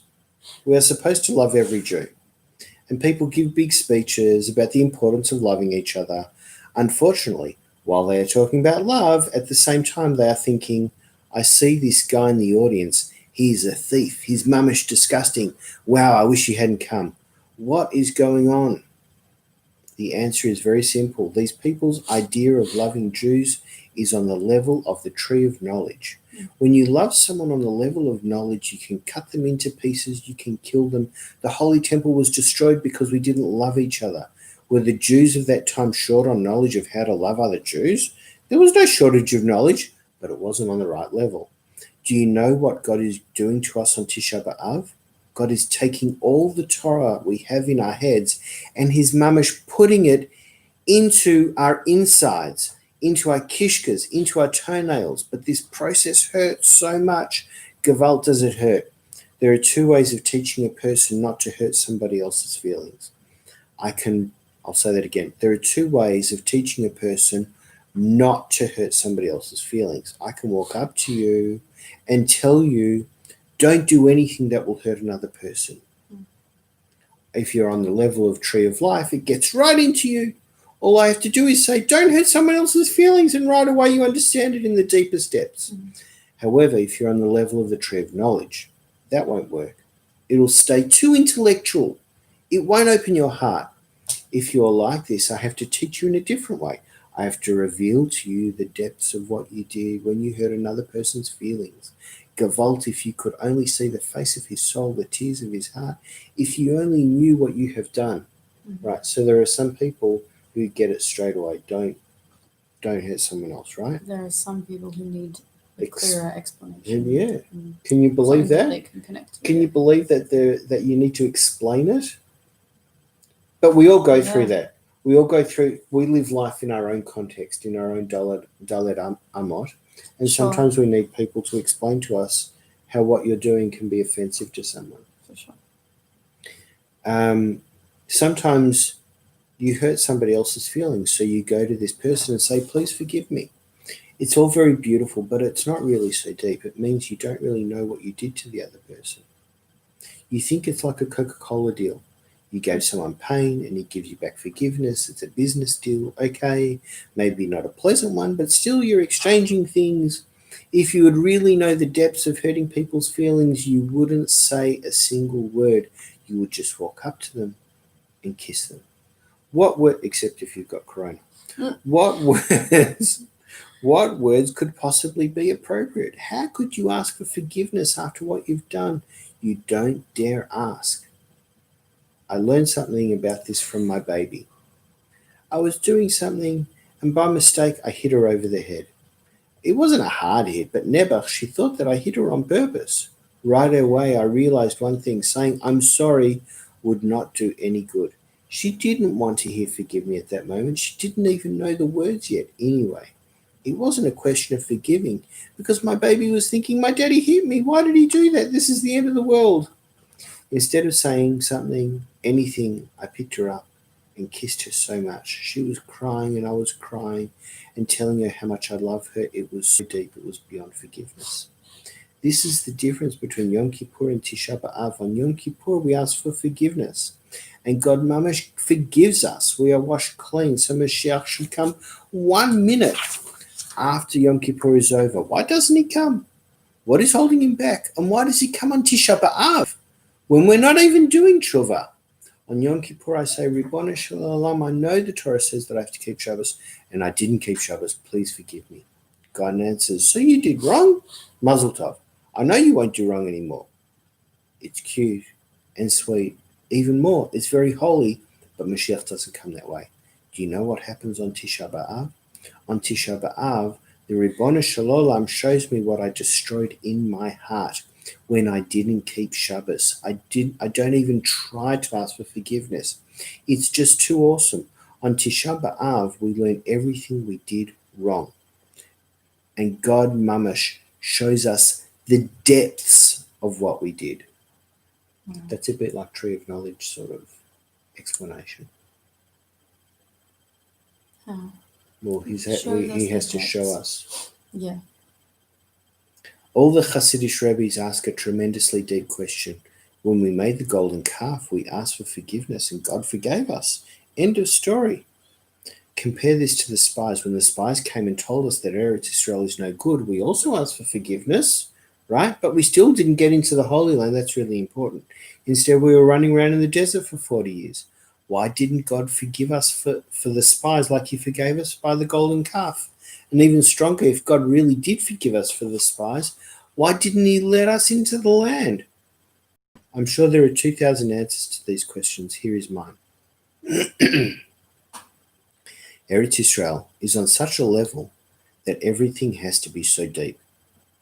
It wasn't enough for the spies to come back and tell the Yidden that Eretz Israel is bad, and for the Yidden to say, Ribbon Shalom, please forgive us. God only would answer, maybe you're good and sweet, but you're out. You're not on the level to go into the land. And this is the thing about the spies. When it comes to Eretz Israel, it has to be so deep. For the revelation on Har Sinai, you can ask for forgiveness. We made the golden calf and the Ribbon Shalom forgave us, simple as it is. But Eretz Israel is so deep. It has to be deeper than just asking forgiveness. Now we see why on Tisha B'Av we don't do tshuva. Every year, what each one of us does is to sit on the floor and cry, Ribbon Shalom, what did I do to the world? What did I do to myself? We are not crying only over the destruction of 2,000 years ago. Tisha B'Av is the day on which I cry over my own destruction. On Yom Kippur, the Ribbon Shalom is our Father, but he is also our King. I have to do what the King wants me to do. The whole forgiveness on Yom Kippur is because God is both my Father and my King. On Tisha B'Av, the Ribbon Shalom is only my Father. It's not a question of forgiveness.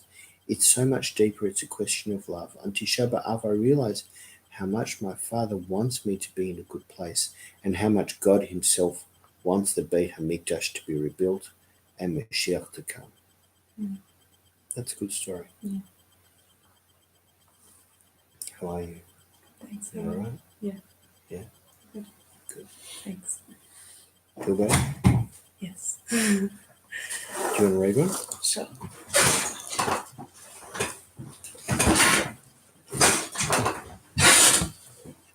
When the spies came back from the Holy Land and said bad things about Israel, we believed them a little bit. We did tshuva, but it still took another 40 years for us to enter the land. Why didn't God forgive us? Why did it take so long? There is a Torah from the Alexander Rebbe which cuts through everything in our lives. He says that when you do tshuva for certain things and God forgives you, it's as if everything is forgotten. But when you go into Eretz Israel, it's not a question of whether you did tshuva for your mistakes. When you go into Israel, the question is very simple. Are you merchandise for the Holy Land? Are you the right person to do the job? If a little Are you spy... merchandise for the Holy Land? Mm. That's good. I like that. It's a funny metaphor. Are you merchandise for the Holy Land? Like, do you Are you- represent it? Are you something that the Holy Land can deal with? Can I deal with you? The Holy Land says. Yeah. I like that. Especially like the doing the Shvi'it, what's it called? The seventh year? The Shemitah. Is so much about the land, and if you don't do it, the land Right. will vomit you out, Mm. right? Yeah. Got to be in sync with the land. Yeah. If a little spy can come and turn you away from Israel, you might be able to do tshuva. You can cry and say, I'm sorry, but there is something missing. Imagine I'm going to get married. Then one day we meet up, and suddenly my Kala says, I'm sorry, but I've changed my mind. I can't marry you right now. Maybe things will be different in a few years. Then she apologizes and wants to get married. I'd say to her, I can't marry you. You're not the person I want to marry. I'm not angry with you, but we just can't be together. We just can't get together. Tisha B'Av is not a day of judging if we are good or bad. In honor of Rosh Hashanah and Yom Kippur, you can do your little cleaning. You can wash your shirt, polish your shoes, and cut your nails. Important and holy. That is not what Tisha B'Av is about. On Tisha B'Av, the question is if you are merchandise for Yiddishkeit or not. On Tisha B'Av, what we want and have to do is to become the right merchandise again for the Holy Land, the right merchandise for the Holy Temple. Wow, I like it. I like that too. Mm. Good. Join. Joyous. Joyous. What have I pressed? Uh-oh. No. What have I do? Go away. Join us.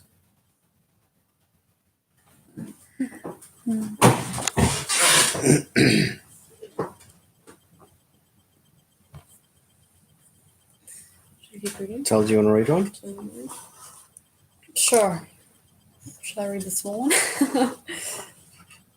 You can read a couple of them. Yeah. On Tisha B'Av, we are not permitted to learn because we are in mourning. On Simchas I'm Torah, not learning. I haven't learned a thing. I knew all this already. on Simchat Torah, we don't learn because we are dancing all the time. From the deepest depth, the Torah of God is teaching me on those days. What? Is beyond my knowledge, beyond my mind, beyond everything. On Tisha B'Av, I learn while I'm sitting on the floor. Simchat Torah is when I'm dancing, getting up from the floor. Both are the highest teachings. Next story. There is Sorry. On Tisha just- B'Av, I learn while I'm sitting on the floor. on Simchat Torah is when you're dancing Dancing. to get up from the floor.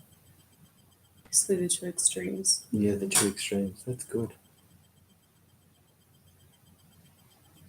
Wow.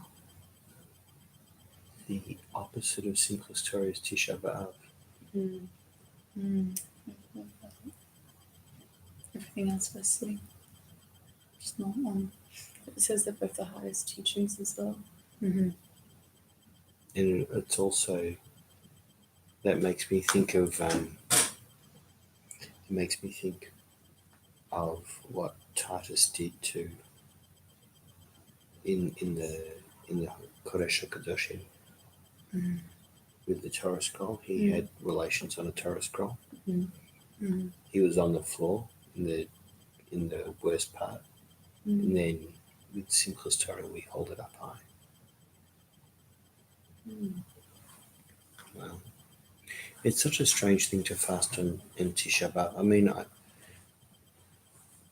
one of the questions is why we do it. Obviously, Well, it's to not really think about mundane matters. And I was thinking today, we care so much about the fast and not eating that I feel like it kind of takes over from what it's supposed to be. Well, that's like all fasts. It's also like Yom Kippur. There's also a way to separate the two. There is tshuva on Yom Kippur. After learning all the laws, I realize I was wrong. I have charata, regret, and I learned the laws of repentance. The Rambam says to regret it, and I regret it because the Rambam says to regret it. If I regret something because God says I should regret it, it's not real. If I step on your toenail and I realize according to everything I've been taught that it's very impolite and a bad sign, very bad sign to step on someone's toenail, I say to you, I'm really sorry.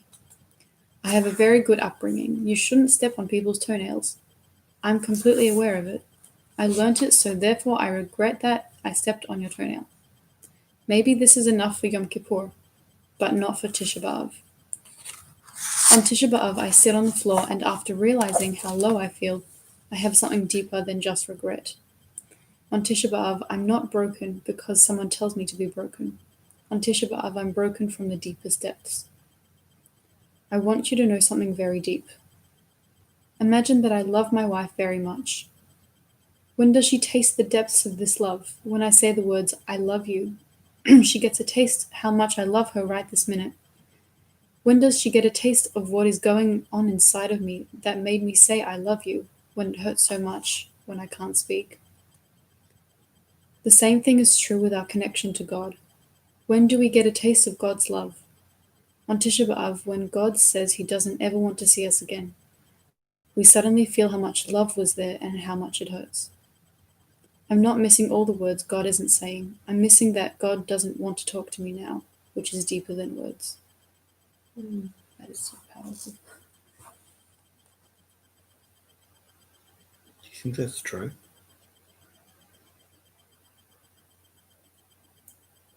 It's certainly a commemoration of that kind of event.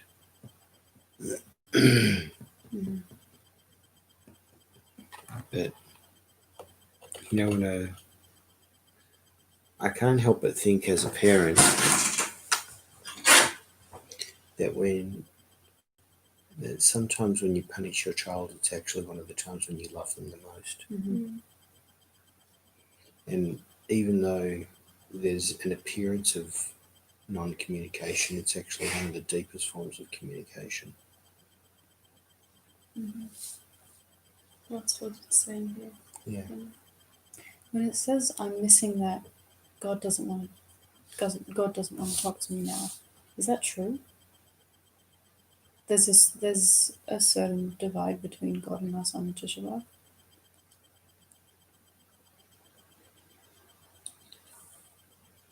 What do you think? I don't think so. I think that God is always with us. God is always listening to us. Maybe He's not answering us on Tisha B'Av, but He's definitely listening to us, and we can communicate with Him. He might not show His response. Also, Why doesn't He tell us that Tisha B'Av is not necessary anymore? Why what? Why doesn't He tell us that Tisha B'Av is not necessary anymore? It is necessary. Is it? Why is it necessary for you? Because everyone needs I think everyone needs a reminder of the destruction of Jerusalem and repenting, because you can't. It's like every special day not special day, but every day of the year that has an association to it. There's a reason for that. We can't just think about every single thing every single day. It's not possible. There has to be a certain day dedicated to thinking about repentance and the loss of Jerusalem, or what we've lost as a nation. Right. So it's embedded in our culture that one day a year we think about it. Is that what you're saying? Yeah. So we still need it.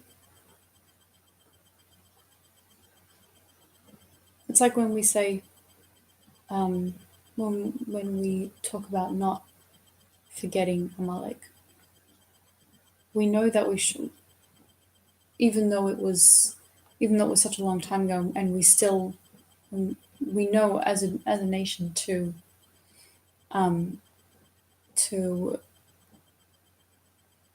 Right.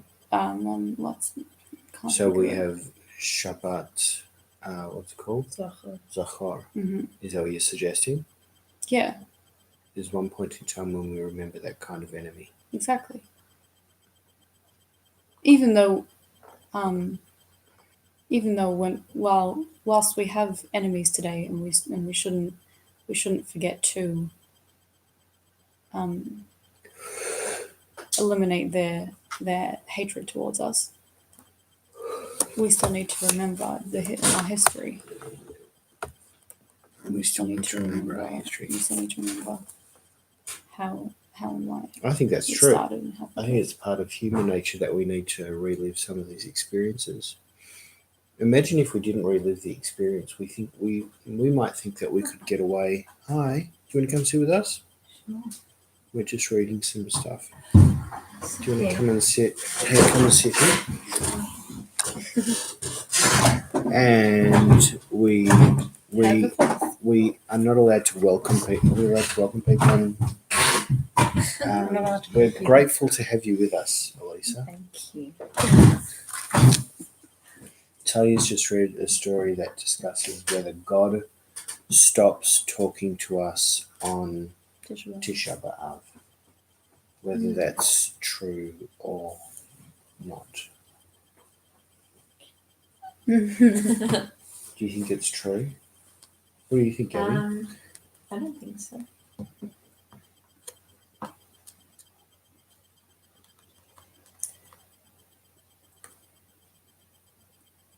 I feel like it's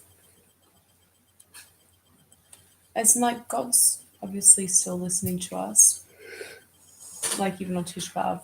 Yeah. But I feel like it's just a time for us to reflect on like the reason why we don't have the Beit HaMikdash. And So see it's that not it's our fault in a way, like So reflect on why. it's not our time to talk to God, it's a time to talk to ourselves. In a way. Like to realize why we don't have it. Maybe And how God's we giving can- us space. As in like like when you like you said before, like a parent and their child, like a parent can send their child to the corner or something, and when the child's in the corner they think about what they did. Like you give them the time to reflect on what they did, or you send them to their room or something. Yeah. That's similar to this. It's that we have to think about why all these things are happening. But some people don't. Some people, I think I think everyone looks inside themselves and ask themselves how can they improve in their behavior. But it's also true that people ask God to help them look at their behavior and ask God to help fix themselves up. So I think that this day is also us being able to talk to God about just fixing up not personally fixing our behavior and attitude. Because you can do both. You can look at yourself and you can look to yourself and you can look to God. Mm. Also, I read in the Tanakh and in the introductory statement to Eicha, it says that Tisha B'Av could be the day that God reveals Mashiach. Right. That's right. So I was thinking when you said before that God, or when we were talking before, and it was brought up that God doesn't respond to us on Tisha B'Av, that would be the clearest way to respond to us on Tisha B'Av, to bring Mashiach. Right. Well, so why doesn't he? Why doesn't he bring Mashiach? Yeah. We haven't fixed ourselves up properly. Maybe because I don't know. Maybe because we're still engaging in bar kamsa sort of rubbish. Maybe. It's still faulty. I'm not looking at you specifically, Gabby. He's looking at you and talking to them. So he's a peripheral vision. Should we get Elisa to read a story or two? Nice and loud, darling. Okay. When you went to the holy temple while it was standing, you didn't have to ask, "Where is God?" because he was right there. I want you to know something of utmost depths. Imagine I love somebody very much, and we always met in a certain place under a certain tree. And then, God forbid, something happens and we're not so close anymore. Someone cut the tree down. When I come to that tree, I'm mamash alone.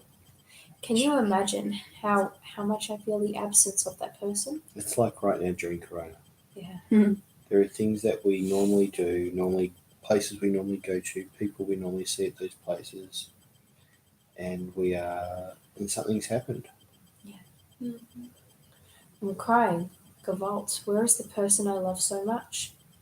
And maybe at that moment I'm closer to that person than I was when we were together. Maybe if we were face to face, okay, we love each other, we would be happy, but it wouldn't be so deep. Now when I come to that place, I'm all alone. Gewalt, I am connected to the person I love in the deepest depths. Wow. Wow.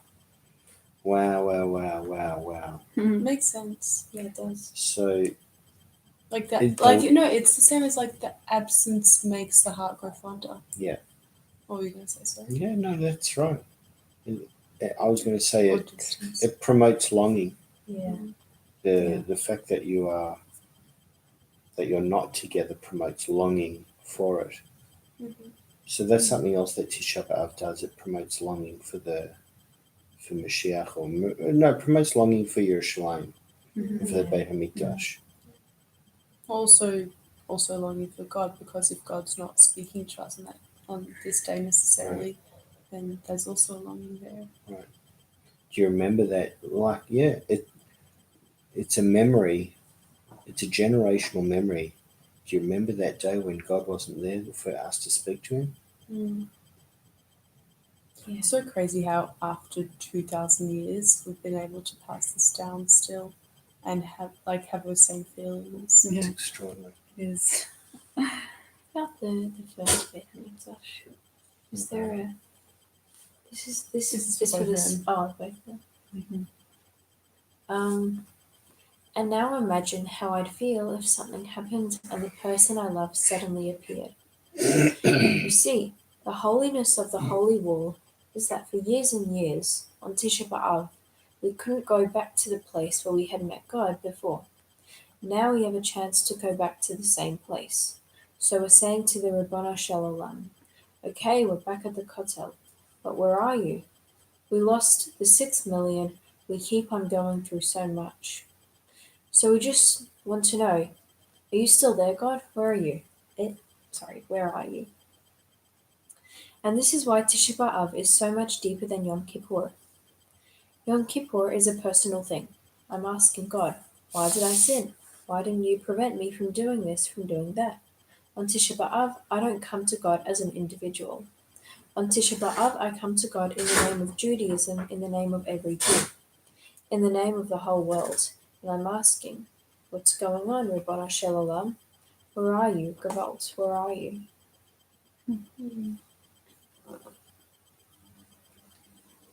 It's also kind of like last year I was living in the old city, and because I could go to the Kotel whenever I wanted, of course it was special still, but it felt more normal. Whereas right now, when I really can't get there, I want to be there so much more. Yeah, There's a greater longing for it. that's right. In 10 years' time, you might feel that way.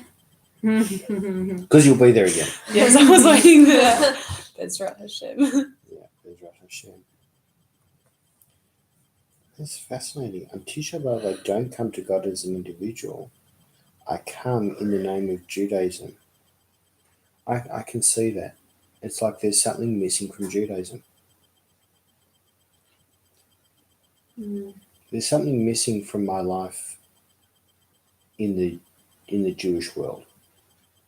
I mean, because we don't have the Beit HaMikdash. We don't have Beit Hamikdash. There's so much that I could potentially be doing as a Jew, and I can't do it. Mm-hmm. So it's not so much a matter of fixing it just for me. It's all of Judaism that has the same issue. Yeah. Right. Like everyone's mourning for the same thing. It's not personal things that each person is Yeah, got to it's not fix up. personal. Yeah. We all want to make a sacrifice. We all want to make a Torah offering. Yeah. Need the foundations. Do you want to read the next one? Sure. There are two situations in life. In one situation, the greatest blessing is if I know what to do. The other situation is the other way around. Bless you. Thanks. The greatest blessing is if I know that When I sneeze. The greatest blessing is if I know that I don't know what to do. Because if, God forbid, I think that I know what to do, I'm off. I ruined the whole thing. There's learning Torah and there's prayer. The Torah teaches me what to do. I do it. Tefillah is the other way around. I pray when I know that I don't know what to do. When is the strongest not knowing what to do? On Yom Kippur, we pray a little bit, we know a little bit what to do. I know that from now on, I should be better. Yesterday I didn't keep Shabbos, I asked for forgiveness, and next Shabbos I'll try to be better. It's good davening, but it's still on the level of Torah, because I know what to do. Tisha B'Av is all about prayer. What do you do on Tisha B'Av? Nothing, there's nothing I can do. I'm standing here. The Beit HaMikdash is destroyed. We're in exile. What should I do? You want to promise God something? Forget it. You promised 1,000 times and you didn't do it, to be honest. No, you didn't do it. Be honest. You didn't do it. Be honest. On the highest level, Tisha B'Av is more honest than Yom Kippur, because on Yom Kippur, I promised 2,000 things. But we all know, on Tisha B'Av, I don't promise anything.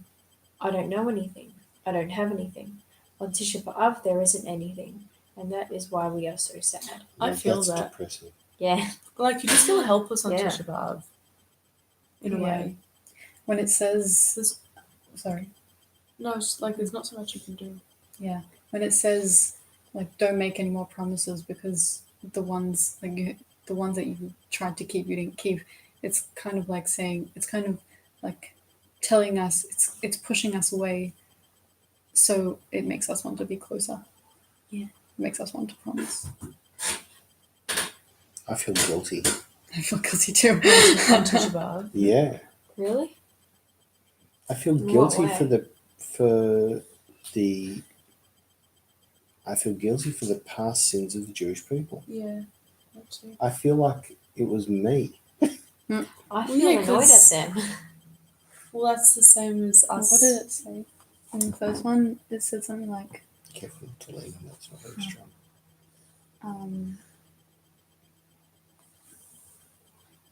Why did you sin? Why did I sin? Why didn't you Only prevent me from positive. doing it? yeah, it said, I don't know. It said it was something about, well, maybe it was the merchandise thing. Merchandise. We are the merchandise of Israel. Maybe that's why you feel guilty. What was it? We are the merchandise of Israel, of Jerusalem. Maybe that's why you feel guilty. You represent the nation. Yeah, that's kind of true. But I somehow feel guilty for the misdeeds. Well, it was Yeah, our I get that. ancestors. But also we try to fix ourselves so we can. Yeah. We try to fix ourselves so we can be better than what we've done, what the Jews have done in the past. But then we feel guilty also because we can't fulfill some things. I feel more annoyed than guilty. Like, because I didn't do it myself. So you're not at them. Annoyed. You're not at them. You're Yeah, not at annoyed at them. them. How could you? Yeah. Yeah, but if like also like if we were in that situation, we don't know how we would have acted in No. any of those situations. It's easy to say In something. retrospect. Annoyed. Just Do give us the you most really- midrash already. I think they were not. They didn't stop and consider the future generations. Mm-hmm. They didn't think about their children. A little bit like when God said, "What are you going to give me for the Torah?" And we said, "We'll give you our children." Right? Remember the midrashic deal that we did for the Torah? Maybe. No, I mean, there's a midrash that says that we had to give something to God in return for Him giving us the Torah. Yeah. And the only thing that we could really offer up was our children. Mm, And it's like they forgot that. Yeah. yeah. When the rabbis don't, when Norman Rosenbaum died this week, and he was very well known in the community, and I was, yeah, he was a well known. He was a lawyer in the community. He was a well known guy.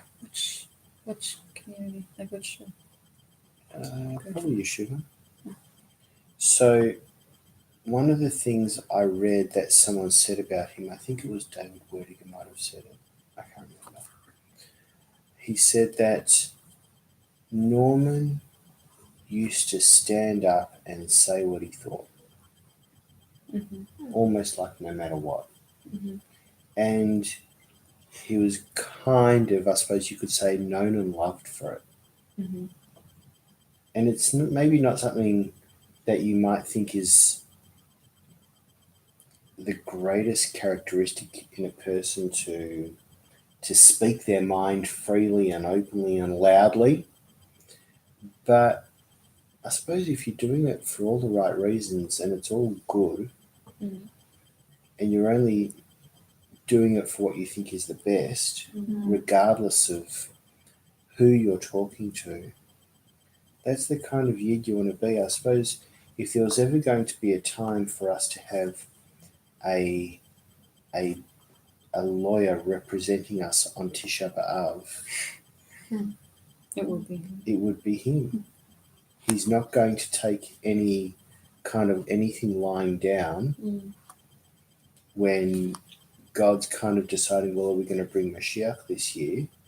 He's going to get up and say, well, of course we should bloody bring Mashiach this year, you know? We're giving our children now, unlike 2,000 years ago when they weren't thinking about their children probably, now we're sending our children to day schools and everything's right. And especially now when we don't have the daily routine of going to school and learning. Even more so, Learning right? Kal Yiddishkeit. v'chomer, Yeah, on a we're time when still continuing it, even if it's not the conventional way of learning. yeah, we were low before, even Now we're though, even lower. and now we're even lower.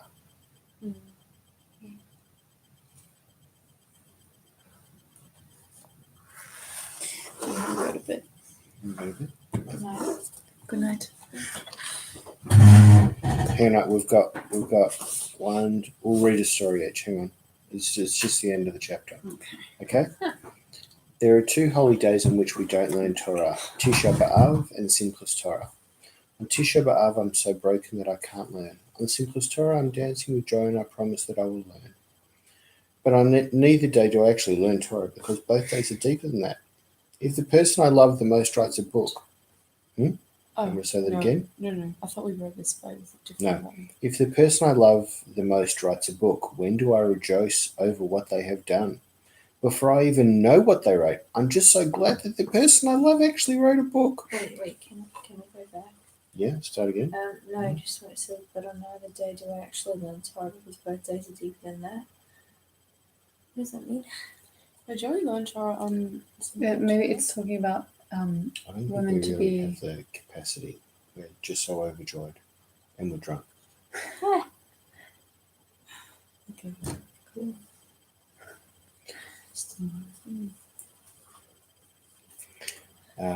Yeah, both days are deeper than that. Yeah, I hear what you're saying. You would imagine that you should learn Torah on deep days. Yeah.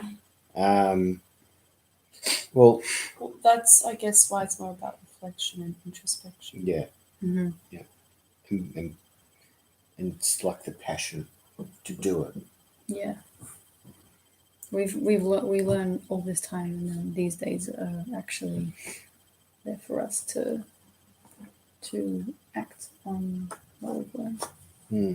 On Simchas Torah, I'm so high with joy that I don't even know what the Torah says.